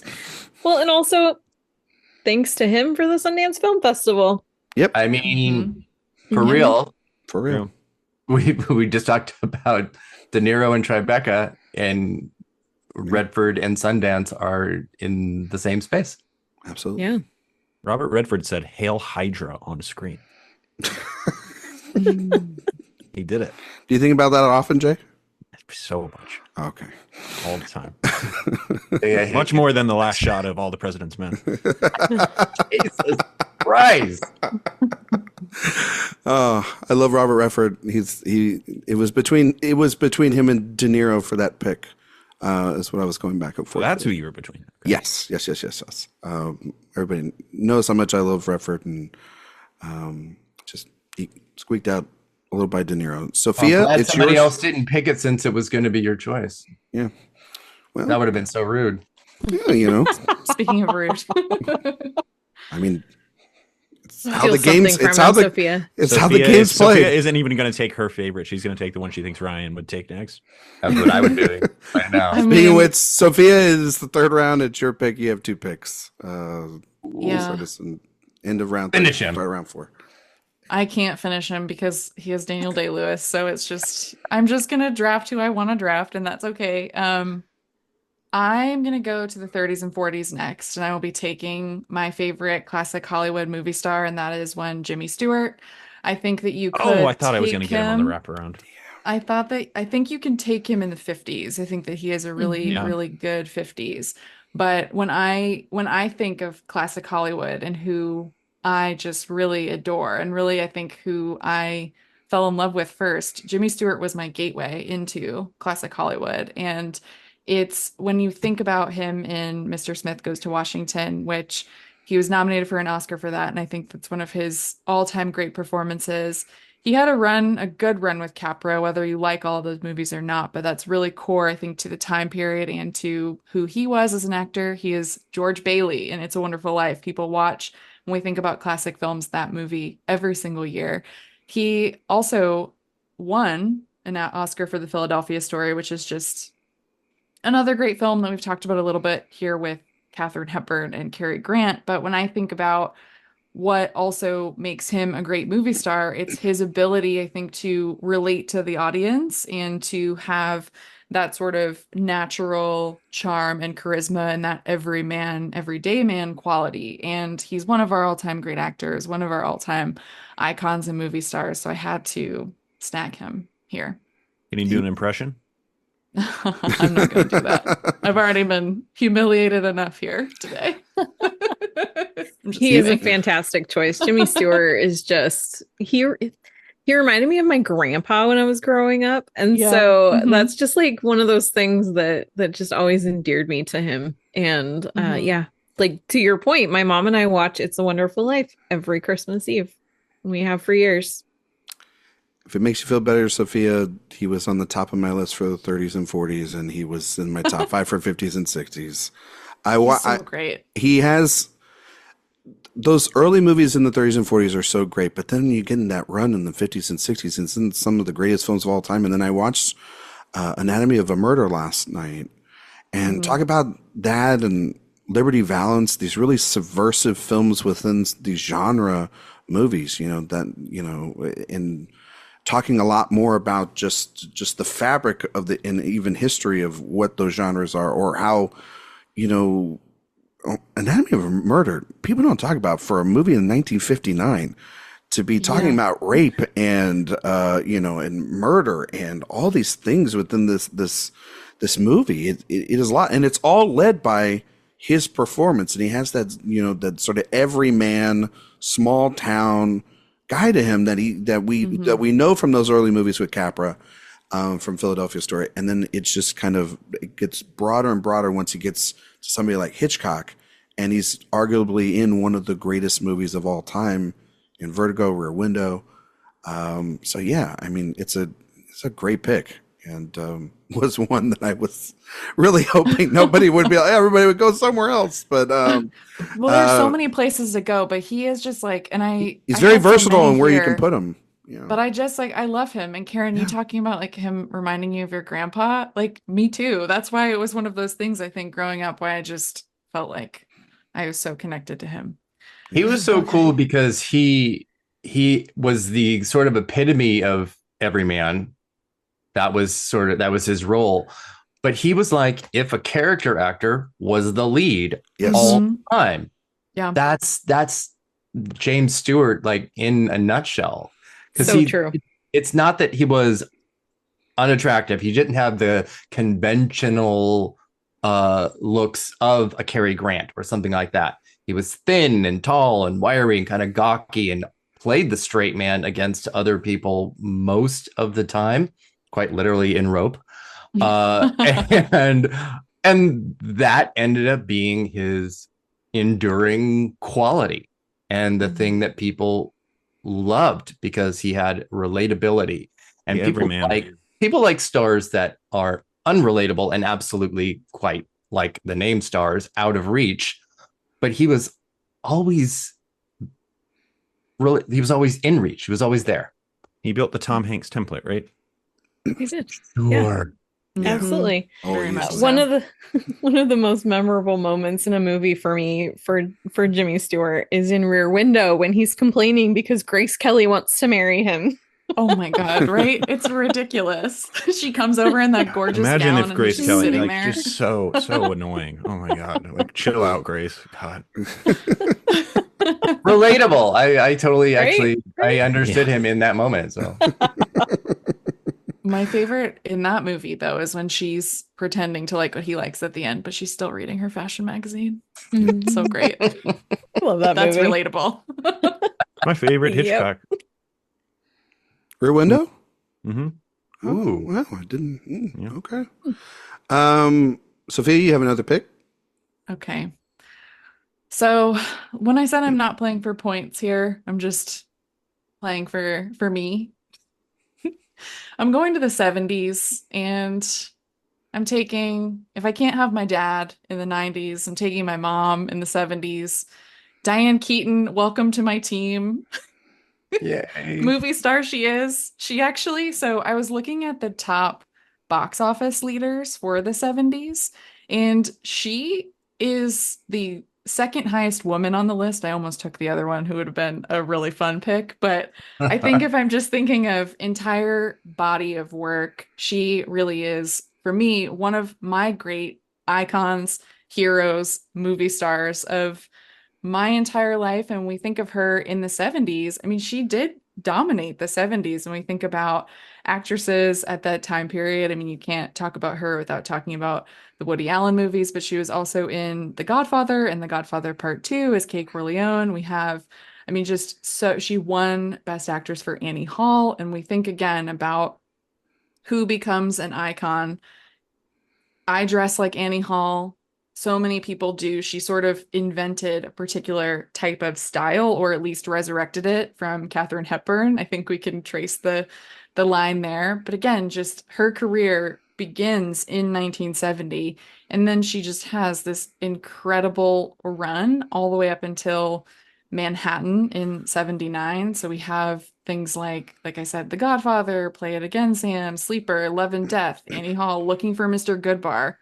Beware, if you want to watch that movie, it will stay with you for a very long time. Interiors, Manhattan. So she's one of our great dramatic actresses, of course, but she's also, and I think now she's known more for these sorts of book club comedies, but she's still working, and we think about like Something's Gotta Give too. That was a great film for her later in her career in the 2000s. So I wanted to get her on my team, and I'm happy that I have her. I know she's not really, I think when we think about people who dominated the decade, it's certainly Redford and some of the others, but Keaton will always be it for me. Thought you were taking Woody. Oh, I thought about it. Finally, some book club representation. There you go. Oh my God, Jay. No, it's a great pick. It's also like when you think of Diane Keaton, you think of the 1970s, at least for me. And you think of me. Yeah, and I do. Yes. All right. Anybody else on Keaton? Anybody want to say anything on Diane Keaton? Or did Sophia just nail it and we can move on to Erik? I think so. Erik? Well, she did nail it, but also Diane Keaton is just the best. And Yes. She's America's mom. Yes. Erik? Okay, so I have the 50s, 60s left and 30s, 40s, and this has ended up being more Just like you and me. difficult than I thought, because I just had like a last minute, like, do I want this person in just like through our other conversations? And I have one for each that I felt like were absolutely going to be my solid picks. I agree.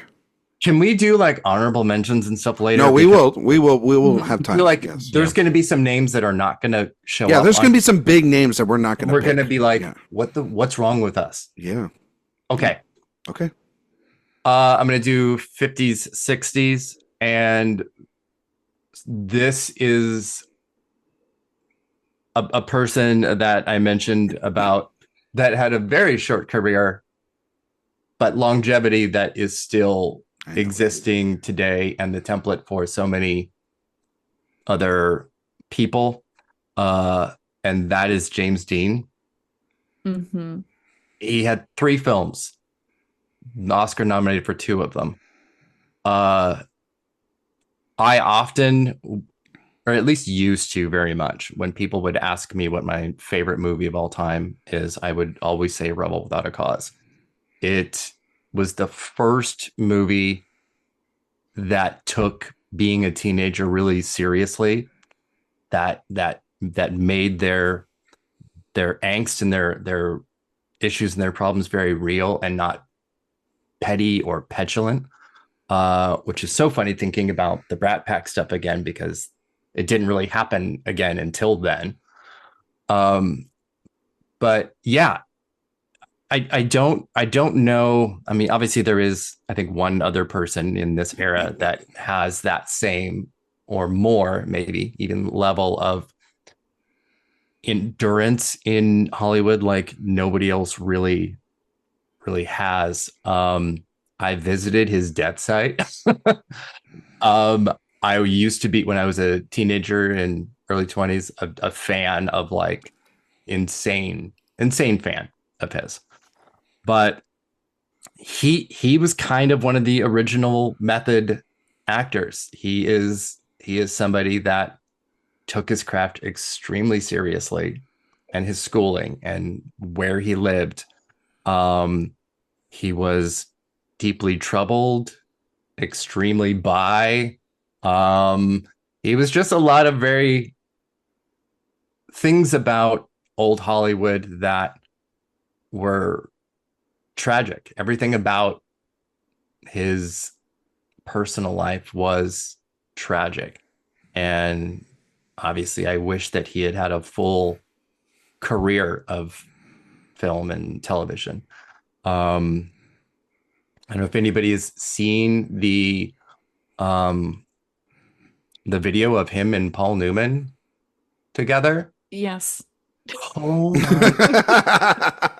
All I could say there was just yes. Yes, it was so quick. That's all I'm gonna say about that. Mm-hmm. Because they're just, yeah. Do you think they were ever roommates? What is it? No, I'm sorry. It's Challengers. Were they ever roommates, Erik? You think? I think they were probably very close friends. Got a condominium? You know what I mean? I don't think there was that just keep moving. Yeah. No. Anyway, yes, James Dean, eternal, forever. I love him. It's a great pick. When you think of a movie star, you think of James Dean. And that's the thing. I mean, Erik makes the point. He was only in 3 films, and it's so easy to forget that because he's one of those quintessential stars of that era that we think of. I mean, his legacy far outweighed his filmography. I agree. And, and they all came out in 2 years. Those 3 movies were 2 years. Yeah, I mean, talk about a star that burned very bright and very fast. Yes. Yep. Jay? Yeah, I'm not in a good place right now. You want to talk about it, buddy? I might make a swerve here. Oh, you gonna go wild card? Going under 35? No, but it's gonna be a weird one, I think. Okay. Here we go. Do it, Jay. So I would so say, fascinated by what he's going to do. In the opinion of many people, one of the greatest films of all time, and certainly one of the greatest foreign films of all time, is a film called Seven Samurai, directed by Akira Kurosawa. And I think Akira Kurosawa had sort of a muse in many ways, and that muse was Toshiro Mifune. And so I am going to take Toshiro Mifune for 50s and 60s. If you look at his filmography, it is legendary. Yeah, it is. It's definitive, and his presence is a huge part of why those films have lasted as long as they have. He is one of the most skilled performers. You can tell that even as an English language viewer watching a foreign language film. He has such incredible presence and integrity to everything that he's in. And it's like he is to Kurosawa, one of the greatest filmmakers of all time, what like De Niro is to Scorsese. So it's undeniable. So I'm going to take Mifune in 50s and 60s. It's a great job, Jay. Applause and respect. That's fantastic. That is where I was going to go next. Actually. Oh, really? Yeah. Nice. Extra applause, Jay. Hooray! Ryan deserved to get screwed too. Well done, Jay. I love that. I love that pick. I love that because it's also, we're not just talking about stars from here, but international stars are important too. World cinema, such a big part of movies now and how we marketed movie stars now. It's not just about who is a movie star here, but who can be that face throughout the world. And there's movie stars probably that we're not even thinking of that's under 35 that will be household names beyond because they built their international audience through movies overseas. So, and we should just mention, the films that he's in. Obviously, legendary Seven Samurai, like I mentioned, Rashomon, star of Yojimbo and Shinjuro, High and Low, Throne of Blood, Hidden Fortress, as well as several other Kurosawa films. So, I mean, it's all of which have been remade several times over by American directors and stars. And when you're talking about a actor-director collaboration, it's sometimes, you don't look past Scorsese and De Niro and those combinations. This is extraordinary. Yeah, I mean, he picked Mifune High and Low, and Denzel's remaking it right now. There you go. Other pick. So there you go. It's a great pick, Jay. Call me Team High and Low. Yeah, there you go. Karen, your next pick. Okay. I'm going to the 70s. And oh man, I love how we're all just gonna leave under 35 for the last pick. This is just great. Yeah, it feels like the wild card should be the last pick. I feel like Tom Holland will be there for me. Oh man. So I'm torn between a couple of people here, but I feel like when we're talking about the greatest movie stars of all time, both of these feel like it wouldn't make sense for them not to be in there. So I'm like so stuck on which one to pick. But I guess I feel like I really have to go with Al Pacino. Yeah. Hooah! He had to get picked. He had to.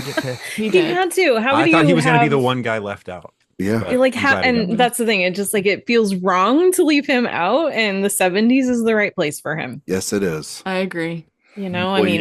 Obviously the 1-2 70s. punch of The Godfather and The Godfather Part 2. He's got Serpico, Dog Day Afternoon. I mean, it's good. incredible. Yeah. And then even going into, even till just, in the last few years, he's still even when his films aren't great. I was actually at a screening at the Academy Museum of Dog Day Afternoon a year or two ago. And he was there to do a Q&A, and it was incredible. And just listening to him and this star persona that he brings with him. Yeah. And then, Netflix had an event for The Irishman a couple of years ago, and I was in a very tiny, very crowded room, and you could just feel the energy change when he walked in. And so his films are incredible. His performances are really great in some very memorable roles, but also in real life that translates to just this presence that is undeniable. So he's in a film called Heat that I like quite a bit. That one's pretty good. Yeah, that one's not bad. I love Pacino. It's so funny when he at the Oscars last year did My Eyes See Oppenheimer. Everyone who has lived in New York or visited or LA has an Al Pacino Q&A story. I also went to a Dog Day Afternoon screening and Q&A with him, and a Heat one, and he just has that same persona where he just says whatever is on his mind at that moment, and he has some of the best stories you would ever hear because he was just so ingrained in the movie business at this time in particular, how he turned down Han Solo. He told us that story. Like there's so many good nuggets that he's still sharing. And you're right, he has that glow, movie star glow around him still. And on Father's Day, congratulations, about to be a father once again. Oh my good God. Him and De Niro. Him and De Niro. He's over 35, correct? I was looking at him for under 35, but he's older than that, right? In spirit, also 70s 22. Pacino was really hot. Yeah. Oh my God. Serpico? Peak. Yeah. Serpico and Dog Day Remember Afternoon. when our actors used to My look favorite like Pacino performance. That was awesome. Yeah. Although now we're in like, what are they calling him now? Like rat boys or whatever. Oh yeah. Yeah. I cannot with that. No. Poor Josh. Other great thing about him, he's got that Shrek phone. He's got the Shrek phone. He does have a Shrek phone. Shrek phone case is great. That little brown velour walking suit, because I don't think imagine if somebody like, it's so weird that people are like, Josh O'Connor should play Ratatouille because he looks like a rat. That's so funny. But see, the key is he actually could play both roles. Yeah, he I could think be he both. also wants to do that because that's the movie he's seen like 100 Tom times. Hooper, Disney's calling. You know what I mean? If he can make the only cats reason look why really that good. happened was because of his Letterboxd 4 thing and talking about seeing Ratatouille 100 times. See, and then people are like, oh, wait a minute. I have a chance to do something really dumb. So basically, the moral of the story is, Jay, Letterboxd is bad. No, Letterboxd is good. It lets me log my movies, which I'm a big fan of. There you go. Josh O'Connor, under 35. He is on the list. Okay. I have two picks. These are going to be real chalk picks, but I think that they're going to be, they're kind of necessary picks. Again, it goes back to, you got to have Pacino on here. You got to have certain people on here, but I know who this is. I'm glad that I get to pick these. So for stars of the, and kind of towards to Eric's point, I think Erik was talking about, there's two figures when he was talking about James Dean from that era that have been immortalized and have been talked about a lot. And that's James Dean, and my pick for the 50s and 60s, Marilyn Monroe. Yeah. And I think that if you take the crap movie that came out a couple of years ago and you just focus on her as an actress, she was incredible. She had comedic timing.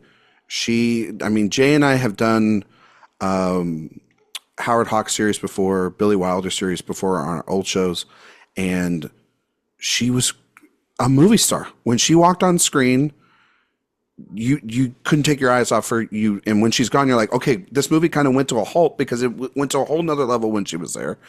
And she starts the 50s off with her small performance in All About Eve, one of the greatest movies of all time. And then she's in some of the great, musical comedies of all time, Gentlemen Prefer Blondes, 7 Year Itch, obviously Some Like It Hot, an iconic film, one of the greatest comedies of all time. And, she is in a lot of ways, good and bad, what Hollywood looks at for a movie star, especially actresses. And I think that, she's been immortalized. Not many people have. And it's tragic when people take her life and her story and they do it for their own devices and don't just celebrate this special talent that we had and we lost tragically way too young. Could have been talking about her in all these other decades to see the work that she would have been able to do. I think it would have been really special, but sadly that was not the case. But I think her run in the 50s is incredible. It starts with All About Eve and it ends with Some Like It Hot and all this great work in between.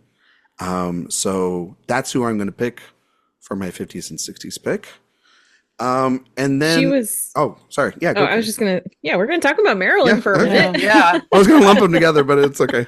Yeah, I can't believe all that stuff she went through in Blonde. It's crazy. God damn it, Jay. She was definitely high up on my list too. She was one that I was really looking at because just like what you were saying about how she just makes such an impression when she's on screen, even in a role like All About Eve, which is one of her first.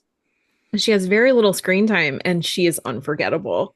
And just and that's the thing is so much so much of her memory is tied up in how she died. And I think it's really easy to forget what an incredible, incredible actress she was. She was actually very talented, and yeah, and that's a fantastic legacy also.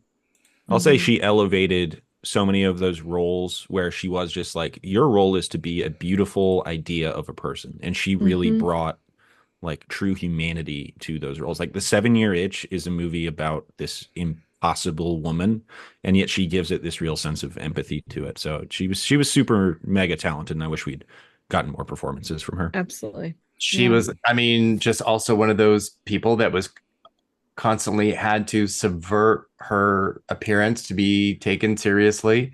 But she was a genius. She worked extremely hard. She was totally committed. And it comes across in all of her comedy. I don't think you can be a good comic actor by just being, pratfalls or dumb. You have to be smart, because you have to know comic timing and you have to know delivery. Gentlemen Prefer Blondes, I think is even though I have Some Like It Hot and Rebel Without a Cause are in my top 4 Letterboxd, and I don't think I'll ever change them, but they'll always be there.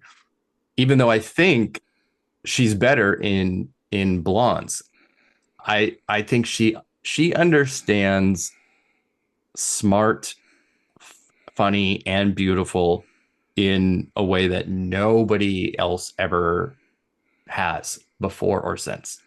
She capitalizes on it and she owns it. She's also a person that, like, James Dean and like Elizabeth Taylor and a lot of these people, their legacies and their personas have been so completely co-opted by the public that when you think of Marilyn Monroe, you think of her on The Great in 7-Year Itch.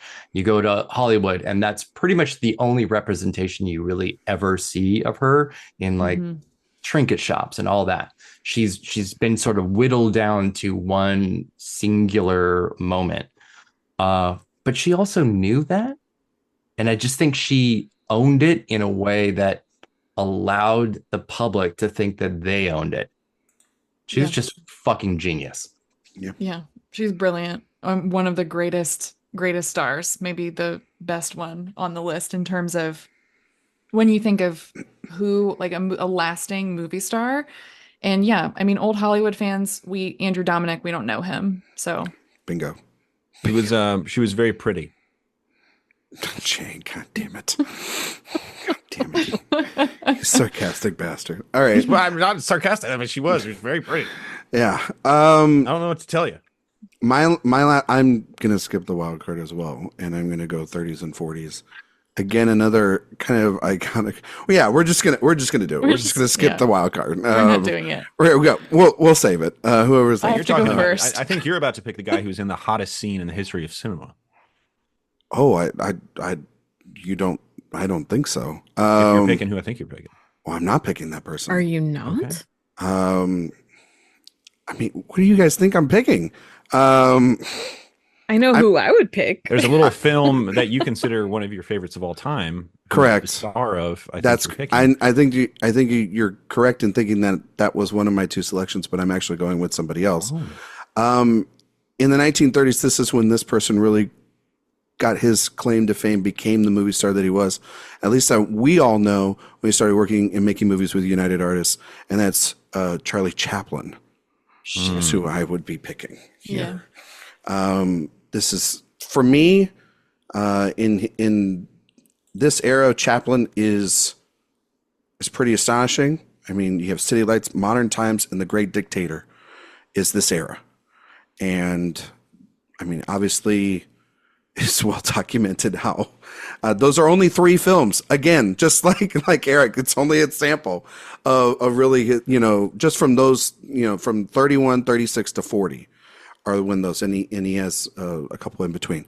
But those movies are so singular in telling his story as who he is as an artist, his legacy. And The Great Dictator is one of the greatest films of all time, period, end of story. And for him to get away with that in 1942 is a lot. And it is an incredible film. And obviously the Oscar nominations being added to the National Film Registry in 1997, being one of the most influential films of all time. I know where Jay thought I was going, and he's right. That actor I wanted to talk about The Girl in the Bookstore. He's my biggest movie crush of all time. If Erik doesn't pick him, we will definitely have that conversation in honorable mentions.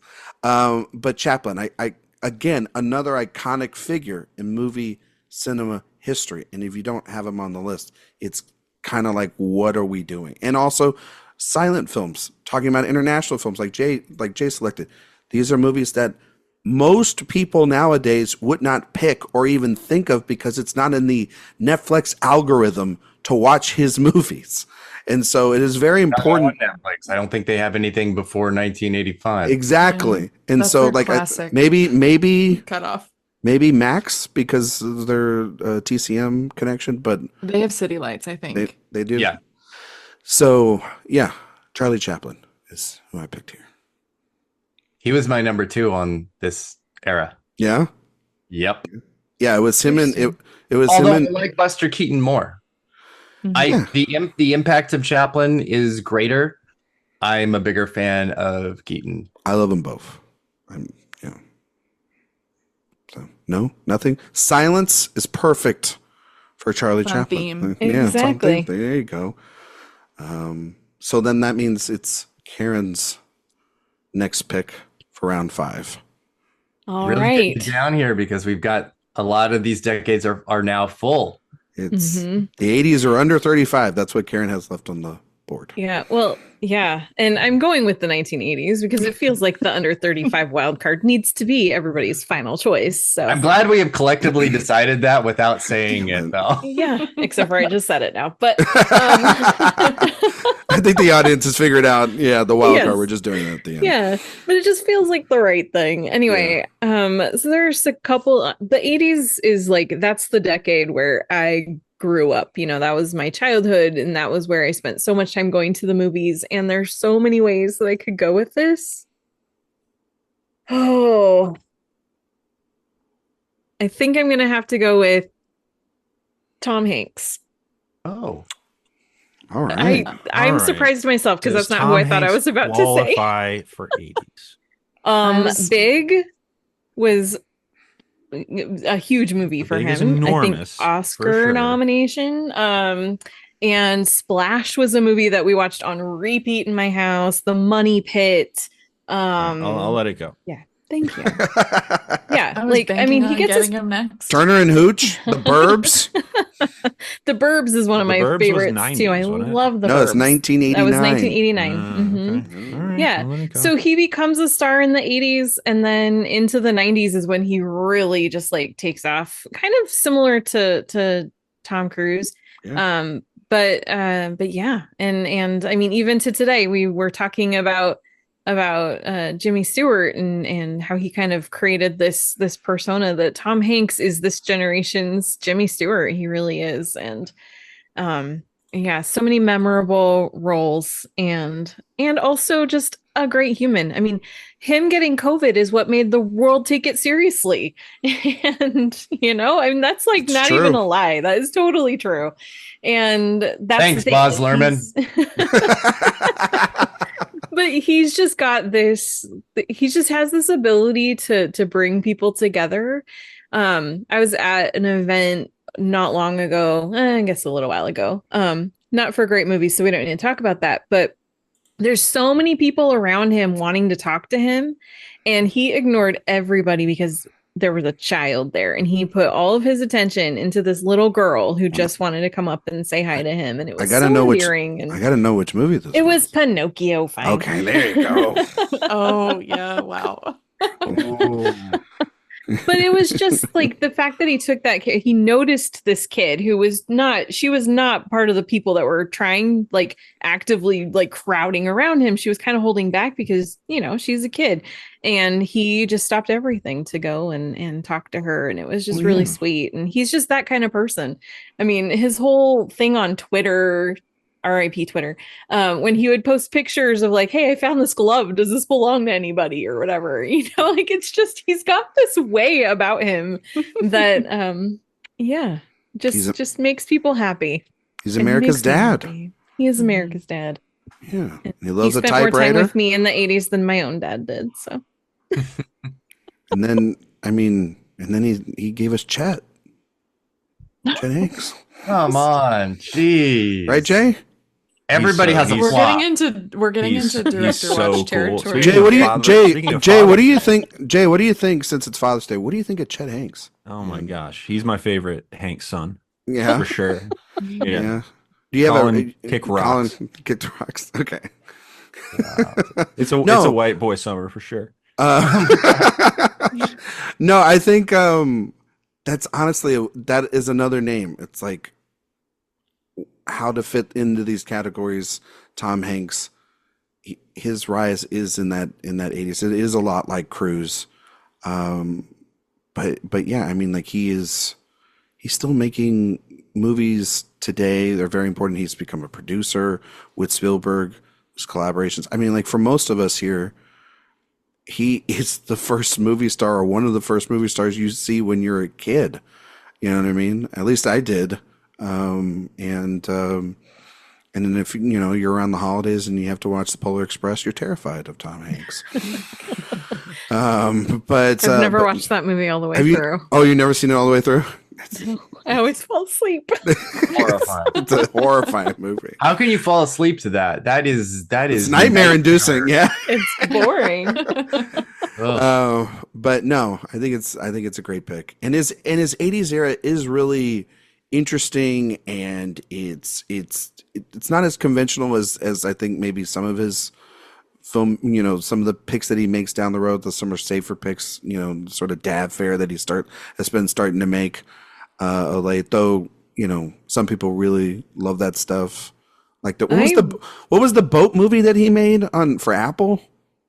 Marine movie? The Greyhound? Good film. No, it's not.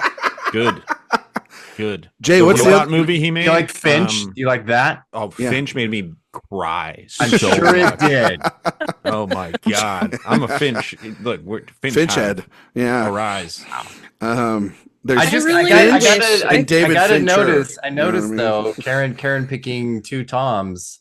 Tom Holland is on notice. Yeah. You're on board. Uncharted box office. If you want it to be strategic and anti-Karen, I think we know where she's going. I really thought I was gonna just luck into him in my 90s 2000s category, so now I have to think. I'm sorry. That was okay. Oh yeah. I hadn't thought of him in the 80s. I would have taken him. I really wish that he would do like an 80s comedy style movie again. I miss that era of Tom Hanks. I really do. Just goofy Hanks. I don't know. I would say Elvis might qualify as goofy Hanks. So. Santa Claus? No? It's the showman. I am the snowman. There you go. I love Tom Hanks in Elvis. So. I love Elvis. I do too. When like Elvis is crying in his mom's closet and he just like whooshes into the frame like this. Oh, it's one of the funniest laughs I've had this decade. All right. Good film. Jay. Okay.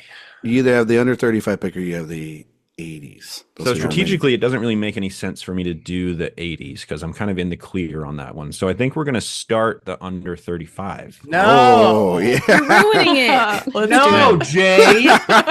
we decided we're saving that. Look how it is when everyone gets mad at someone, not me. I'm going to do it, and it is an impossible task. I know what I think I know what he's going to pick. I don't know that you do. I think I do. I know you. I'll just go ahead and name some people who maybe Ryan probably thinks I'm taking. You're not going to name five names. No, you're not going to name five names. All right. Okay. And then no, that's bullshit. All right. So I will say this. Here's all I will say. I was an enormous skeptic of this person for a very long time. And then, oh my God. And then he made some chocolate. Oh, for God's sakes. And fucking way. And the world went ballistic. And then he was in Dune 2, and I was like, oh, he's actually good in this.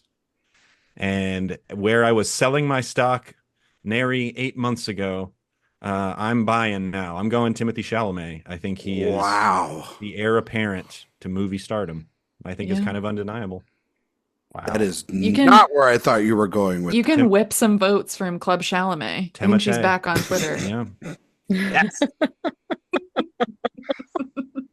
That is a wild Twitter account. I am shocked that JP. It's kind of like undeniable. If Wonka can do amazing business, I understand. Getting a sequel. Wonka's. Yeah. Wonka's. Well, with a money sign revealed that they're doing a Christmas 2027 movie, and like, hey, what do you think it's going to be? And everyone's like, it's fucking Wonka. And he's doing that Bob Dylan movie that Ryan and Sophia are so excited about. God damn it. I do not want to see that movie. Erik, you tweeted about that the other day where it's like it feels like we've seen literally the same images over and over again. It's ridiculous. It's usually the opposite. Usually there are so many behind the scenes pictures of movies now that we see basically the whole movie. This has been just him walking across streets, and that's it. I honestly, that all he does? Is this walk hard? I'm sorry, but I don't actively root for movies to fail, but I think I kind of am rooting for that one to fail a little bit. Sorry. Well, then that would defeat Jay's whole concept that Lil Tim is. Well, it might not. Is a movie star. Tiny Tim. He's got the highest grossing movie of the year, technically, right now. Not for long. Not for long. Look at you, Pixar. Gru is coming up hot. Gru's coming. Those little banana guys. It's a good pick. It's a good pick. I'm shocked that Jay. I thought somebody else would take him. Mm-hmm. I didn't think Jay would. That's the more shocking thing. Yeah, there is somebody on this list that I thought. I figured that was Erik's pick. No, I know Erik's pick. I have somebody else for this, which is you're not correct about. I'm totally right about this. Whatever you think it is, it's not. It is. He's not from never mind. Oh. No, never mind. No. Again, all you guys want to jump in there. Erik, it's your pick, actually. It is, and honestly, since Jay fucking opened the floodgates, busted the hymen on this one, you're clear too. So I feel pretty safe about my 30s pick, so I'm gonna go into the under 35. And no, this is not where I think maybe people think that I would just say it. But no, we have to talk about this category as we've been piecemealing it and what this entire thing is about, and that is, what is a movie star? Who is creating movie stars? We're not making movie stars anymore because streaming and television have made it so there is no urgency to go and support a singular actor regardless of kind of what they do. It's extremely rare. But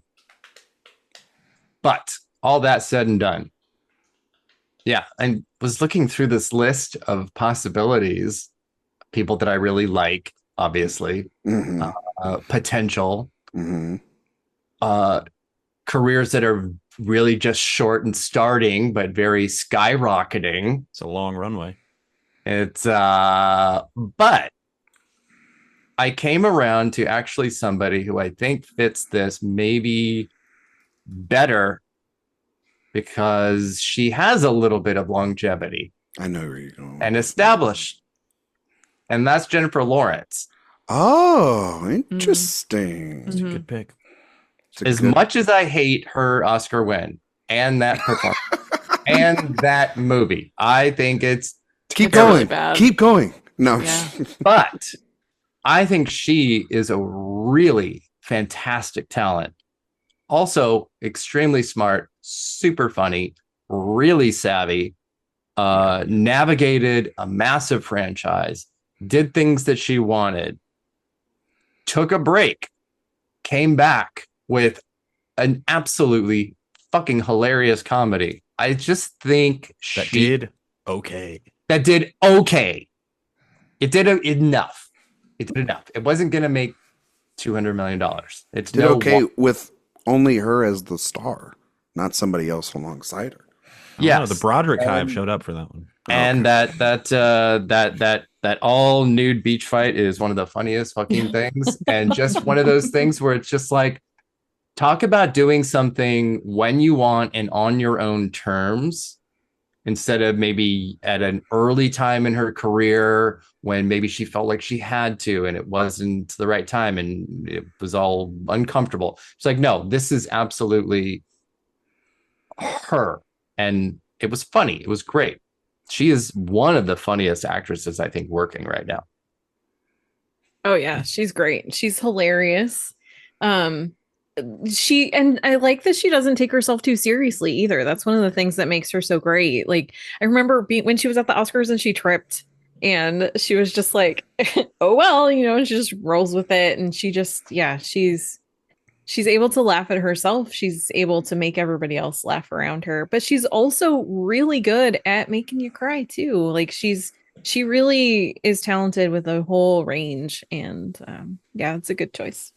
And speaking of the Meryl Streep in the front, their presentation, her and Jodie Foster's, and then ad-libbing with Meryl in the front, hilarious, awesome. Mm-hmm. She tripped me once. Mm-hmm. Oh my god, so funny. Yep. She might be the most talented under 35 we pick. I'm just not positive she's got the juice as much anymore. I don't know. The layoff might have hurt her a little bit. I do love that movie, though. It's great. I don't know what her upcoming... I think that movie is proof that she has not gone anywhere. And her upcoming projects are like, she's going to be working with, I believe, Lynn Ramsey in a film, if I'm not mistaken. Oh, well, that'll make $250 million.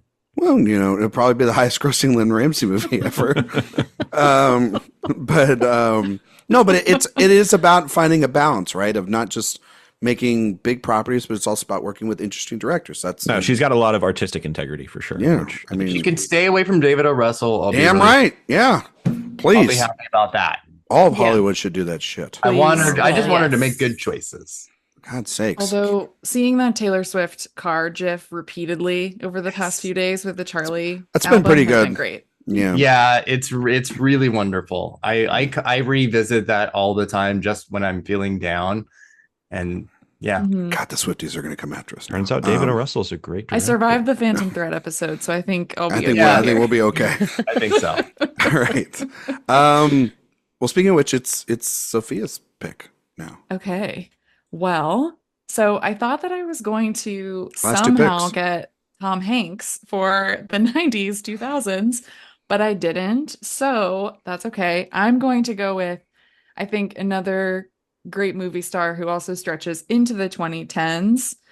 I think I would think of him maybe in that category too if we were going there, but I'm taking Leonardo DiCaprio. Wow, I can't believe he hasn't been taken yet. I honestly kind of forgot about on my list. We're really talked about. Yeah, I think, when I first saw him in Romeo and Juliet, it sort of changed my life. And he has that like beautiful boy quality to him there, and he was always, I think, a really sensitive actor. We have him there and we have him in Titanic, but then as we get into the 2000s, that's when his star, I think, really begins to rise, coming off of the enormous success of Titanic. I think he should have been the one of the pair to get the Oscar attention.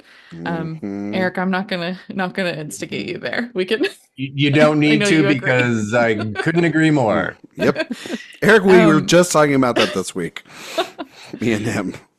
But then getting into the 2000s, 2002, he has both Catch Me If You Can and Gangs of New York. So, like we also talked about, he's starting to, I think, work with really great directors, really established directors like Spielberg and Scorsese. That really begins his incredible decades-long partnership with Scorsese.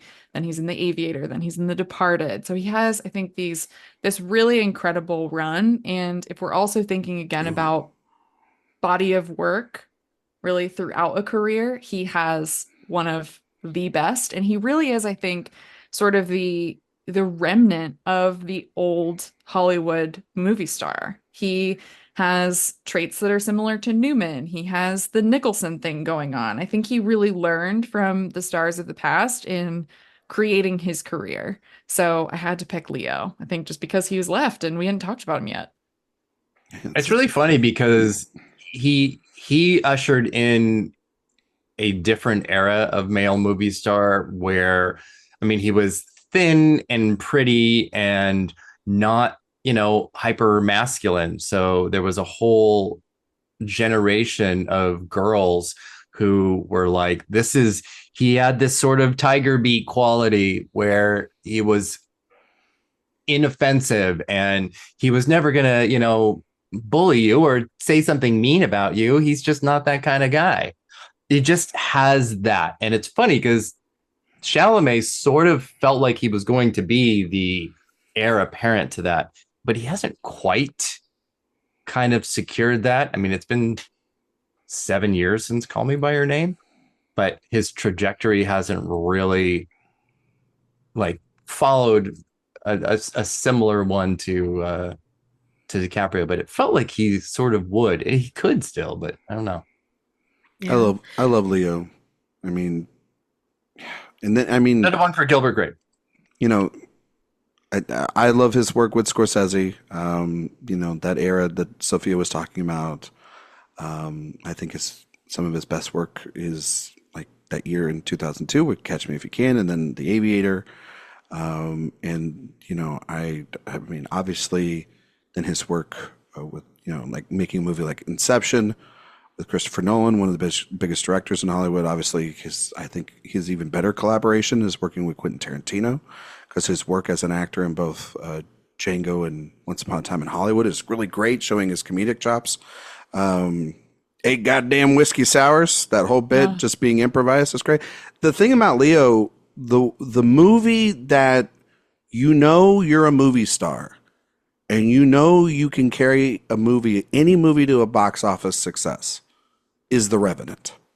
That is his, I put it on the table, this 2 hour and 45 minute movie that nobody likes and makes like $500 million, right? And wins him his Oscars. You like The Revenant? I thought you didn't like The Revenant. Really? Most people don't. It's good. I just wish that wasn't what he got his Oscar. Yeah. No, for sure. At least not his first one. But I mean, he's always wanting to or working with interesting directors. His next project is with Paul Thomas Anderson. So that's what we have to look forward to next year. I mean, he is one of the modern movie stars, period. I think that and I was just reading an article about this earlier, but there's this tendency to dismiss the taste and sensibilities of teenage girls. Mm-hmm. And as a girl who was who pushed Leonardo DiCaprio into stardom, you are all very welcome.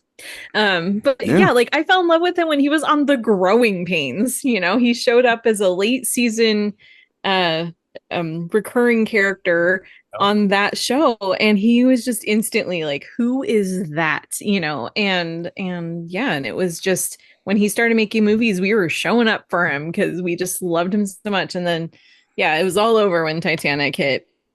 Obviously, Romeo and Juliet is just like, but yeah, once Titanic came around, birth of the twin.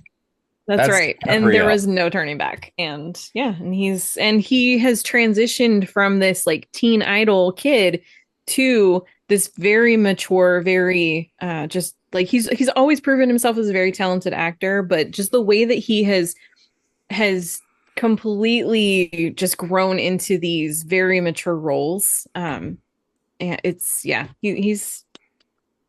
one of the greatest. I just wish we had, like, the category was movie stars under 25, so DiCaprio could participate in it, though. Jesus Christ. He'd be very excited about that. He'd be emailing me constantly. Yeah, he would have come on the pod. Yeah. No, I mean, like, that is the thing, other than obviously knowing that and knowing a little bit about his activism, like, as himself, like, I was talking with Kevin McCarthy last year, who's a journalist in DC, and he was telling me, he's like, I've interviewed DiCaprio a couple of times. I still don't know really anything about him. Mm-hmm. You know what I mean? And then it's like, and that's, He's like, that's kind of frustrating for your job, but that's also kind of cool as a movie star. And that's the thing about a movie star sometimes too, is just like, there's still mystery around him. And he's been around, like you said, Karen, since he's been a kid.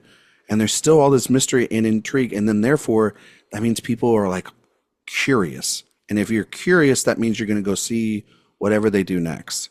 And so, and I'm needing them to all be curious next August for the $100 million Paul Thomas Anderson movie, because for the love of God, it's scaring the living shit out of me. Talk about behind the scenes stuff. It's the opposite of the Bob Dylan movie. All the behind the scenes stuff, I'm like, God, I hope this works all in the edit, because I'm scared of what I'm seeing and a little bit, but in PTA, I trust. Thomas Anderson's got a pretty good track record. He's got a pretty good track record. Yes. But it's a great pick. Yep. And now it's our last pick. So yeah, Sophia, you get to pick your wild card pick. You're under 35. Well, I think I kind of know where you're going. Okay.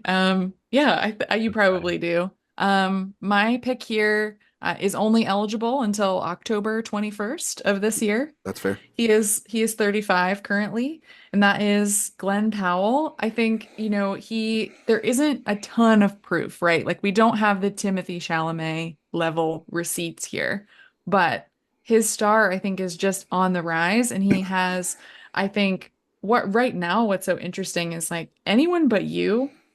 How did that really, I think, become the hit that it did? It's because of Glenn Powell and Sydney Sweeney. Sydney Sweeney, I was not about to pick for this list. We can talk about that. She wasn't close. You sure? She's such a good actress. Guys, don't spoil my pick for later. But I think, he's so charming and charismatic that he, to me, has that 90s, early 2000s movie star feel that we saw, I think, in Brad Pitt in some of his earliest movies. He reminds me, I think, of him there. And also Hitman, he's so just incredible in that. I think he can do romantic comedies. He can do action. He was in Top Gun Maverick, which was a huge hit, not necessarily because of him, but he, I think, is following the Cruise model. He learned the lessons from Tom Cruise, and I think he's implementing those in his career. So I'm excited to see how Twisters turns out. I hope it does really well. I'm excited to see it, but I think that really, like, his star is on the rise, and I'm picking him at an inflection point, I feel. So yeah, I wanted him on my team. I think great choice and great reason. Yeah. I mean, like, he is, above all, he's also just a good guy. Like, you hear him, see him in interviews. I've met him a couple of times. He is a nice guy. And so, like, when people are online, they're like, why are we getting all this Glenn Powell stuff all of a sudden? It's like, well, the other thing is that if you like somebody, you want to see them succeed. And, he's kind of also got that Cruise, kind of path, but then he's also got the McConaughey path as well.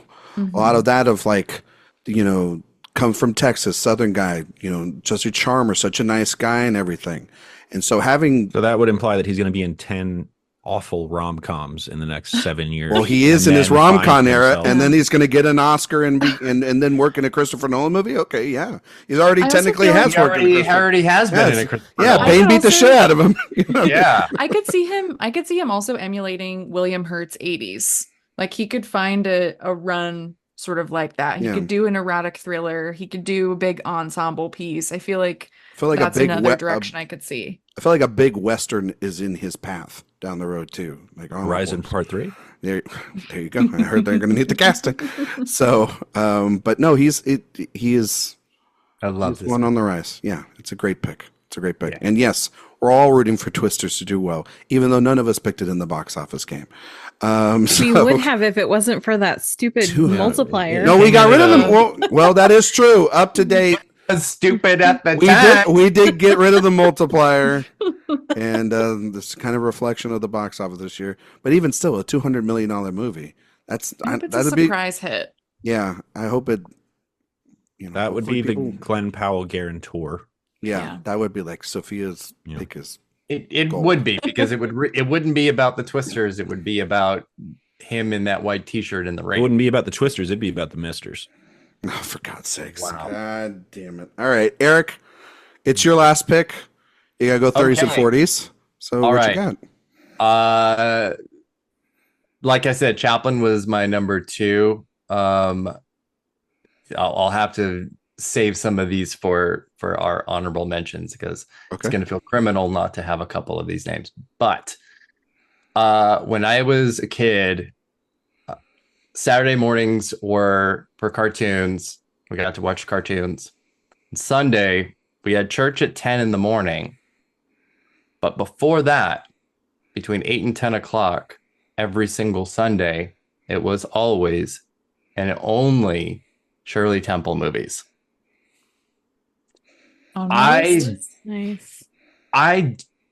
I know just from history and other child stars of the time that it was a brutal and really difficult work period. She had like a dozen movies in 34 and 35 each. She was a child. But these were, when you say things like this is the movies that raised me, these were the movies that raised me. The Little Colonel, honestly, everything that she did, I emulated, I sang, I just, yeah. There wasn't anyone that I was more just obsessed with as a kid than her. And these were movies that were 50 years before my time, and they endured. I love her so much.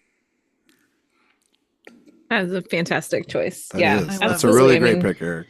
Yeah. Her movies were great, and this, like, just that star power that you get from a child and what she was able to do and holding her own against some of the biggest stars of the time, and talk about presence. She was the biggest star. She was the highest paid movie star for like 2 years. Yeah, it's crazy. She was 6 years old.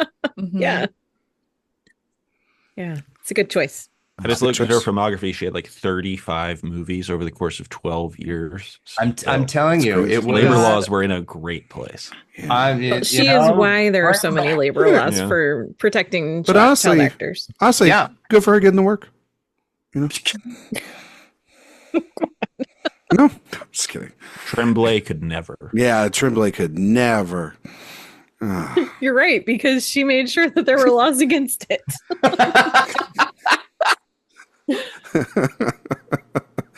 Oh, I love that. All right. It was a great pick, Eric. I love it. I also love it because it's personal to you as well, too, which is great. It was funny because I felt pretty safe with it that nobody was going to pick her. But, you never know. I'm looking at other names going, oh, my God. It was on Jay's shortlist. You know what I mean? So, Jay, your last pick. Yeah, I've got the 80s, and I don't feel particularly awesome about any of the people left on the list. I think I'm kind of stuck between. Great word choice for that decade. Nobody can, or I guess I can name everybody now because everybody's picked theirs. That's true. I'm stuck between like a Costner, a Kurt Russell, Horizon, and probably a Schwarzenegger. I think Arnold is kind of undeniable. I think I'm going to go Arnold. I also think Arnold had pretty good taste for a very long time. He worked with, interesting filmmakers doing kind of subversive stuff. He got into that world of Jim Cameron, and probably Jim Cameron's most subversive movie with True Lies.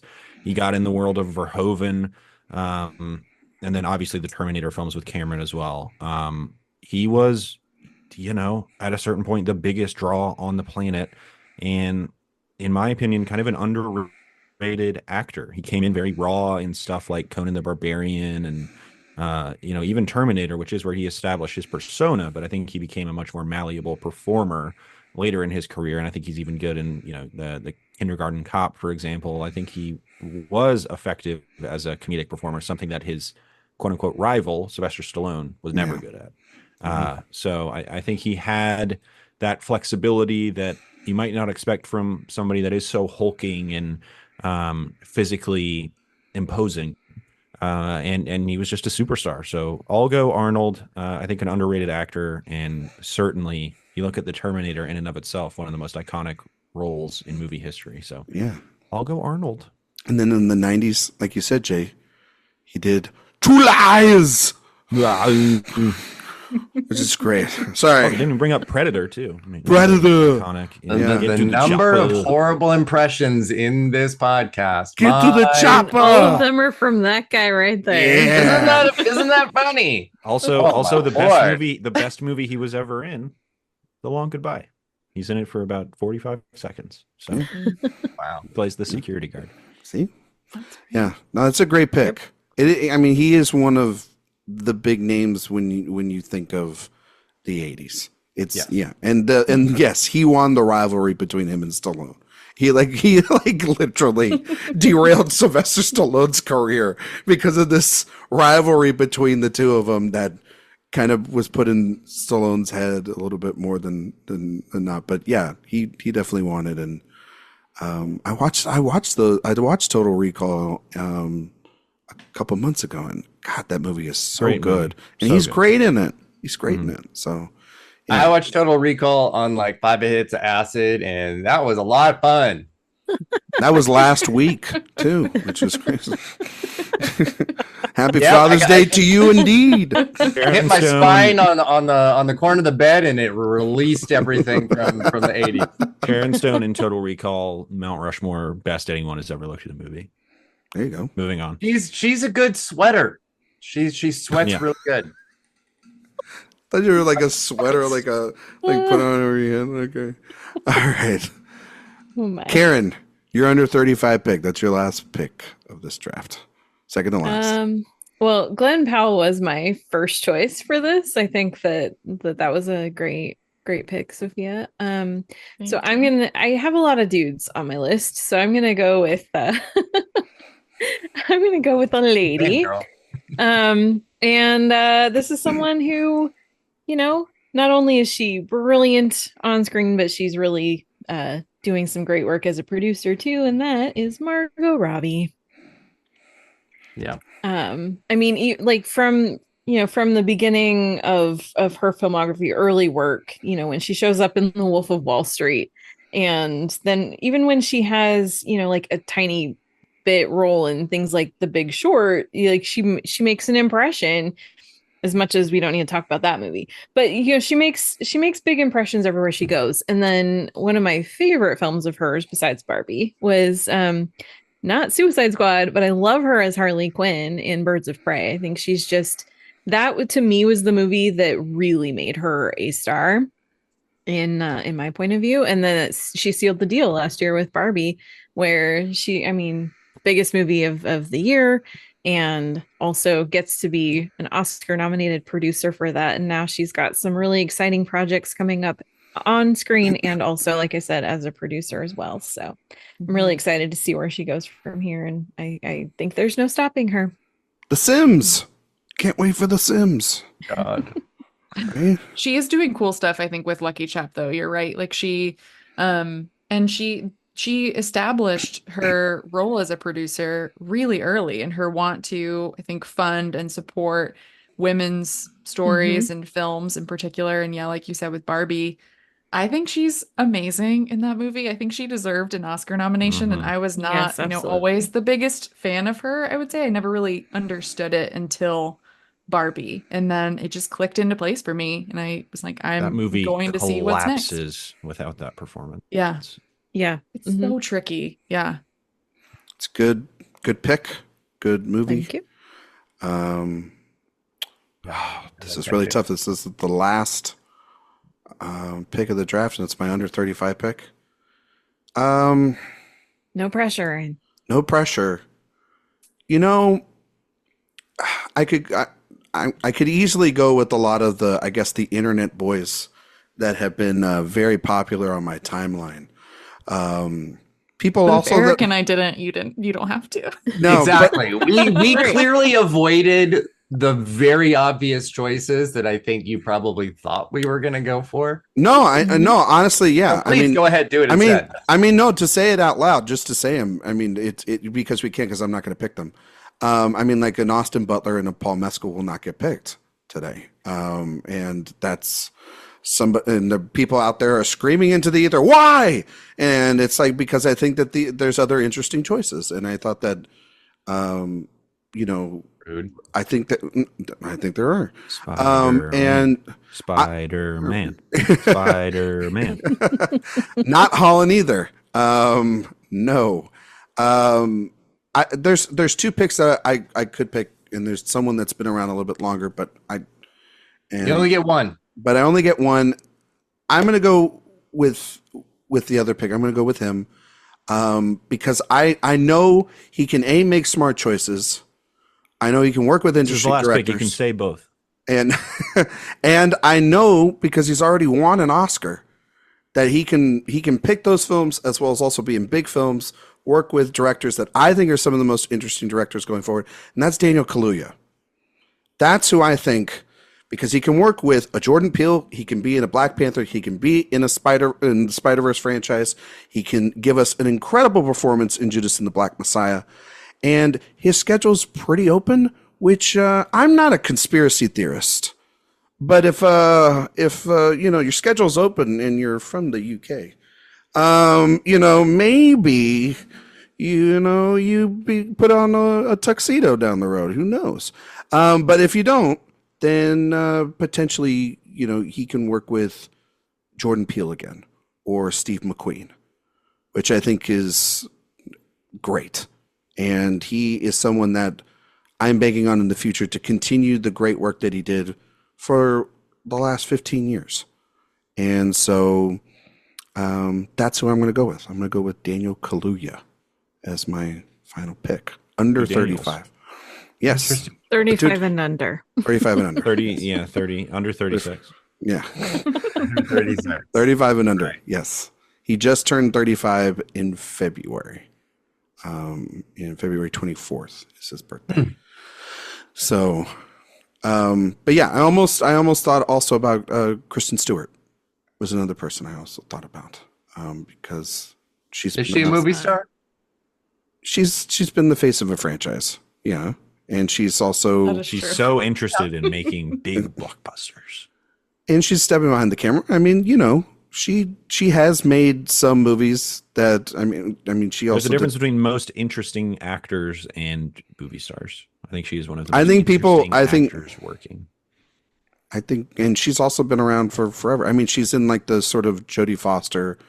Is Jodie Foster a movie star? Would you consider Jodie Foster a movie star? Jodie Foster in the 90s was a behemoth. Absolutely. Yeah. And I would say that picked her. I would say Kristen Stewart in like the late 2000s, early 2010s, she was one of the top 5 names mentioned everywhere for that franchise, for the Twilight franchise. I mean, you may not like it, but it's just the truth. And it goes back to For All the Kids.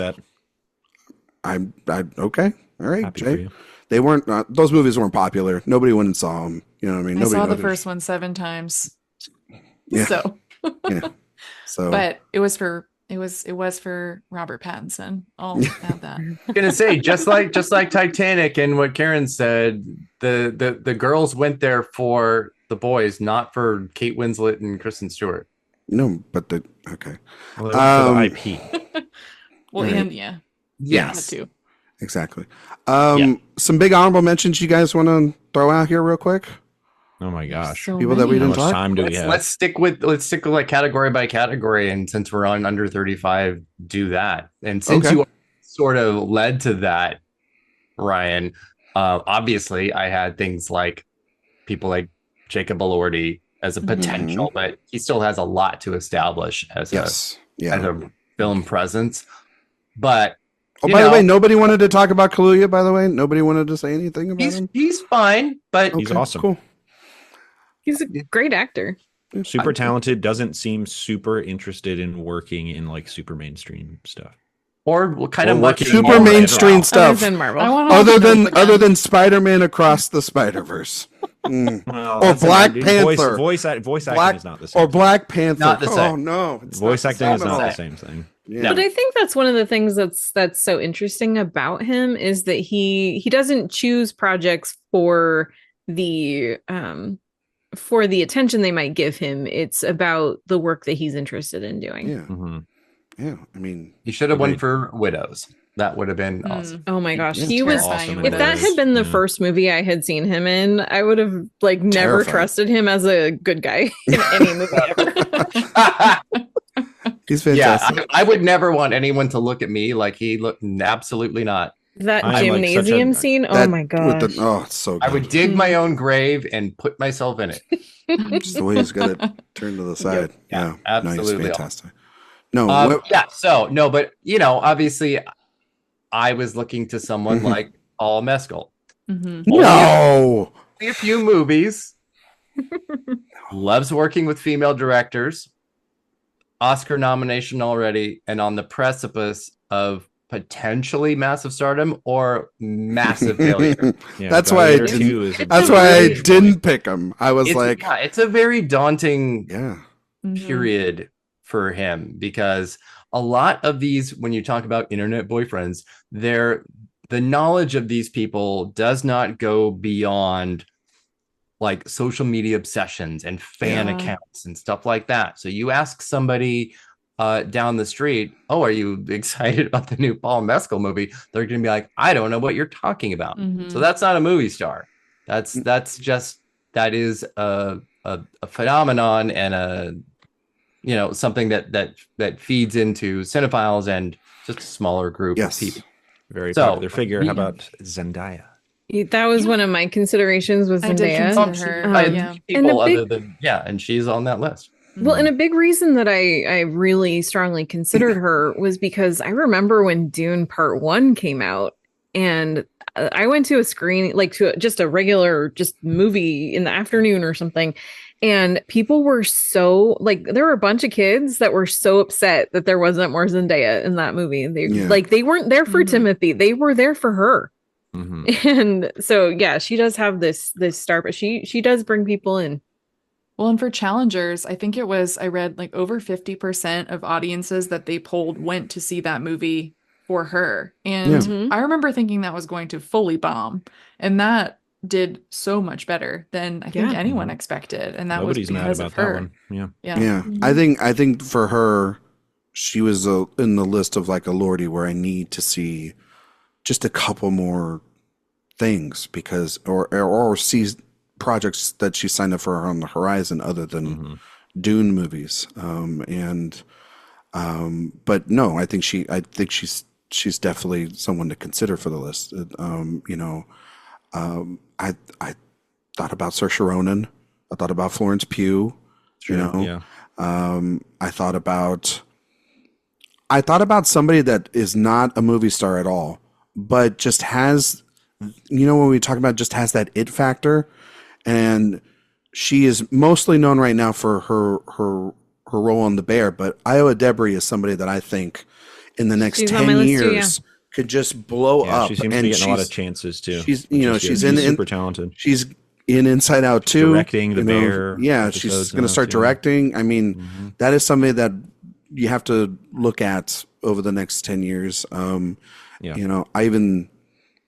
And to go back to and once the rom-com with Paul happens, I was just going to say then they're both in superstardom status. Well, to your point, also favorite daughter. Well, to your point also too, Eric. I mean, like Paul has work for the next 23 years with Linklater.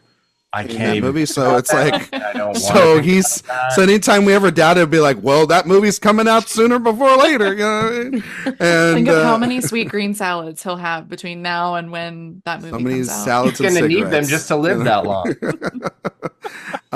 Was there anybody else you guys thought about for this real quick? Anybody big, or we move on to the 90s, 2000s? We don't need to spend 10 minutes on honorable mentions for each. All right. I mean, 90s, 2000s, pretty quick. All right, yeah. I mean, like Clooney, I had Pitt. Angelina Jolie on my list. Oh. I had Samuel L. Jackson on my list. Yeah. Prolific. I had. So the person that I had that I thought Jay was going to pick was Will Smith. Well, yeah, Big Willie style. He was joking. I thought you were being so. No. And I'm that was not a long comment. So he's going to pick. That's cool. I'll pick Julia Roberts, which I'm happy with picking. When you listen to the Enemy of the State episode, you're going to hear us basically be like, "That's not the kind of movie star." Why isn't his career? Why isn't he bigger? Like, why doesn't he have like? He's huge, not bigger, but better. Yeah, why? Like what is? Let me. What is his best movie? What is Will Smith's best movie? Are you asking me what is? Yeah, we're like who is that director? Yeah, you guys. Everyone. Yeah. What is Will Smith's best movie? Nothing that he's been nominated for. Okay, well then that eliminates King Richard and But the what is Pursuit of it? Happiness. Like the what options is it? are like maybe if you're a big Ali fan, Men in Black, 6 Degrees of Separation. I love. I don't know. I like him in Men in Black a lot, but it's not about what I think. I mean, the '90s were so massive for him. Yeah, for sure. He was a huge. Also, Robin Williams was massive. Yep. Yeah, on my list. But then also Williams did his movies, but then he also did, he did comedies, but then he also did dramas. Yeah, he was also in a lot of garbage. Yeah. But the good stuff was really, really good. It hit. Yeah. Keanu, Clooney for sure. Pitt, Clooney, yeah. Pitt, Damon, those three guys, the Ocean's Clooney guys. was my next one after Leo. If Leo Yeah, was taken, I would have taken for the Clooney. concept of a movie star. I mean, if we're going to talk about Cary Grant, then we kind of have to talk about George Clooney. Tell you who was a pretty big movie star, gentleman by the name of Jonathan Depp. Yeah. I wrote him down on my notes, but I was like, I'm definitely not picking that guy. If we had another wild card for a literal wild card, yeah, when I said I wanted to all of my people on my list. No, for me, I mean, Ryan knows my problematic fave. I think Mel Gibson is like an incredible presence on screen. He's also. I'm honestly surprised, Jay, that all down your list weren't like problematic people, the absolute worst people, problematic all stars. Honestly, I kind of wanted to see it now. Damn it. That's Gerard Depardieu. Well, I mean, 90s, 2000s. Technically, if you're going to do Robin Williams, Jim Carrey is another. I had him on my list too. And then I thought about actresses. I thought about Julianne Moore. I thought about Nicole Kidman, Cate Blanchett. I have Keira Knightley. She kind of hit big in the 2000s, and then Nick Cage. Burned out, yeah, Nick Cage was massive. Yeah. 80s. Sigourney. 80s was hard for me because one that I love. I didn't know if they Sigourney were Weaver. stars. Yeah. That was one that I really wanted to pick, but I ended up not. And that was when I was like, I thought this is who I was about to say, and then I said Tom Hanks, and that was John Candy. I freaking loved John Candy so much, and he was one of the first stars that when he died, that hurt me so much. Like I just and he was young too. He was only in his early 40s when he died, and but his run in the 80s was just fantastic. He was in Splash, he was in The Great Outdoors, Vacation, Planes, Trains, and Automobiles is an all-timer. Did anybody say Bruce Willis in the 90s? Because he's certainly for the 80s as well. Yeah, you can go both. Yeah. I always think of Michael Douglas too. I was just gonna say good choice. Yeah. I think Michael J. Fox, flash in the pan, but Karen, you mentioned John Candy, also Bill Murray. Yeah, for sure. The 80s comedies. Cool guy, nothing wrong. Never did anything wrong. He would be drafted by Jay. I also have Glenn Close too. Glenn Close was another one. Shout out Kevin Jacobson. Shout out Kevin. Yeah. What about Cher? Cher. You could go. I mean, if you want to go 80, you want to go a few kind of Cher style. Bowie. I love Bowie on screen, but probably not worth picking. But yeah, I mean, Connery in the Connery could go in any era. Under I had Connery in the 50s, 60s. Me too. Grouping. Me too. Yeah, I mean, we mentioned a lot of Untouchables. I mean, he was a draw. The 70s. I was shocked. If we had more picks, I know Jay would have picked in the 70s. He would have picked Hackman. We've talked about him a lot. I had Gene Hackman. I had Jane Fonda. Yes, Jane Fonda. Back 70. I'd go Kathleen Turner in the 80s as well. I love Kathleen Turner in the 80s. Really, really fun, cool career. Really diverse.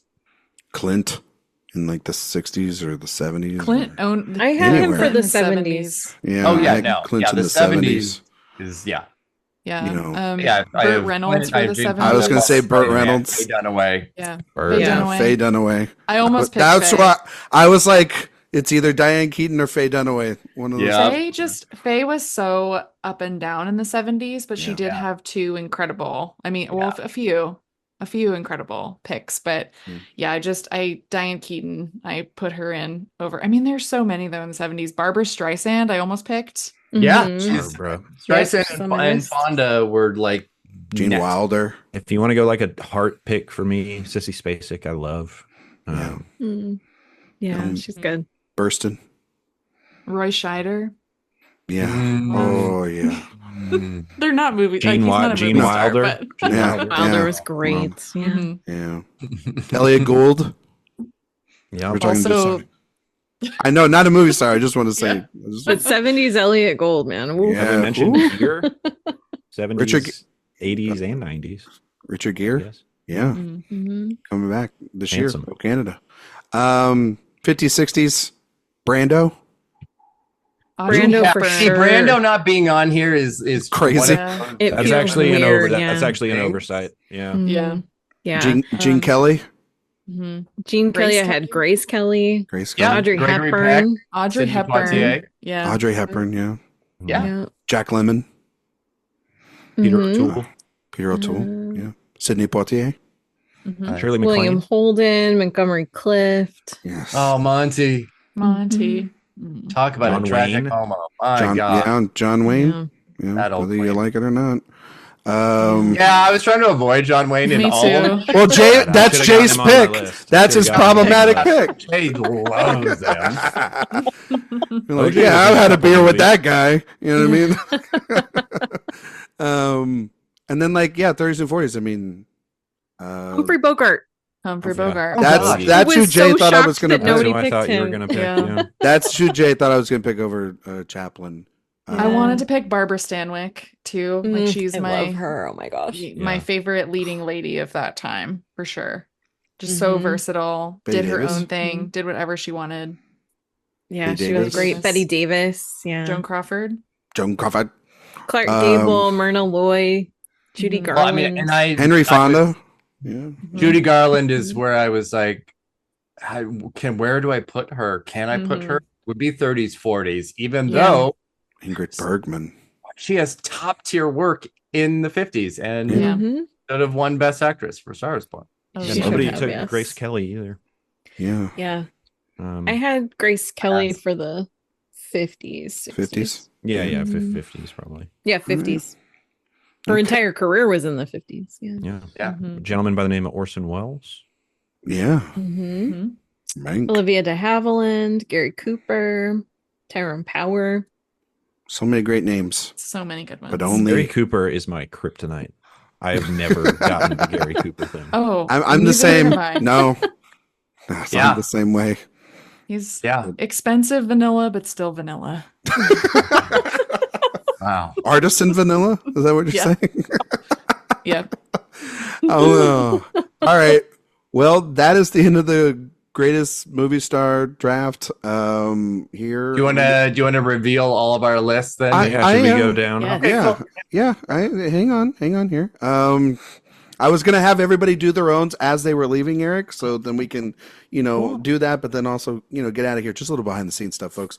But anyway, Jay, can you tell everybody where they can find you and all your work, but then can you also tell them your picks for today, sir? Yeah, so find me on the internet, Twitter at Mr. J Ledbetter, Letterboxd J Ledbetter. We have a podcast on the AwardsWatch podcast feed called Director Watch. We are currently covering the films of one Tony Scott. Many performers in his films were mentioned today, so check that out. And my roster for the 30s and 40s, I have Katharine Hepburn, 50s, 60s, Toshiro Mifune, Jack Nicholson for the 70s, Arnold Schwarzenegger for the 80s, Denzel Washington, 90s, 2000s, and my 35 and under wild card, 36 and under 36 performer is Timothy Chalamet. No, Jay, you didn't say it right. Can you say it the French pretentious way? Timothée Chalamet. Thank you very much. Thank you very much. That was an abortion. Karen Peterson. Same drill. Happy Father's Day, everybody. Well, you can find me on all social media at Karen M. Peterson. I also have a couple of podcasts that I do aside from my work at Awards Watch. So I have Citizen Dame and The Watch and Talk. And my list is from the 30s and 40s, Cary Grant. I still can't believe you guys didn't pick him. I got him. 50s and 60s, Elizabeth Taylor. The 1970s, Al Pacino. The 1980s, Tom Hanks. The 90s and 2000s, Tom Cruise. And for 35 and under, Margot Robbie. Sophia. You can find me on Twitter at Sophia_Sim, where I will be tweeting about Daniel Day-Lewis and my love for him. You can find me on Letterboxd at Faye Dunaway, one of my favorite movie stars, even though I didn't pick her today. You can find my podcast, Oscar Wilde, at Oscar Wilde Pod. We release episodes every Friday. And you can find all my reviews, interviews, more podcasts at AwardsWatch. My team, I have Jimmy Stewart for the 30s and 40s, Paul Newman for the 50s and 60s, Diane Keaton for the 70s, Meryl Streep for the 80s, Leonardo DiCaprio for the 90s and 2000s, and Glenn Powell for my 35 and under. Awesome. Erik. You can find me on Twitter at awards_watch with nothing but shit posting, and everywhere else just at Awards Watch. And my lineup is 30s and 40s Shirley Temple, 50s, 60s James Dean, 70s Robert Redford, 80s Eddie Murphy, 90s 2000s Julia Roberts, and my 35 and under is Jennifer Lawrence. You can find me on Twitter, Instagram, Letterboxd, Ryan McQuade 77. You can find all my work at awardswatch.com. Jay is correct. Every Thursday we have a little podcast called Director Watch that is released. This week is on the film True Romance. iTunes, Spotify, 5-star reviews. We greatly appreciate that. While you're over on the website, also, please sign up for the newsletter that Erik puts together. He puts that together usually twice a week, if he can remember. And it's the best place to get our news, reviews, interviews, and podcasts all in one place. And my team is 30s and 40s, Charlie Chaplin, 50s, 60s, Marilyn Monroe, 70s, Robert De Niro, 80s, Harrison Ford, 90s and 2000s, Daniel Day-Lewis, biggest stand over here.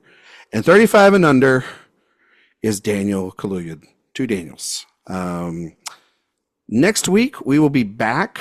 Well, also, please go and vote for this up on the website, as well as hopefully you enjoyed this, and we'll do more of these down the road. Next week, we will be back. We will be, I guess, talking about Jeff Nichols' The Bike Riders just a bit, not much. But then we're also going to be doing our top 5 hangout movies inspired by The Bike Riders, and maybe some other stuff in between, since Emmy season's right around the corner, or the Emmy voting's right around the corner. The Tonys are happening tonight. We didn't talk about that because, well, they're the Tonys. Thank you all so much for listening, and we'll see you all next time.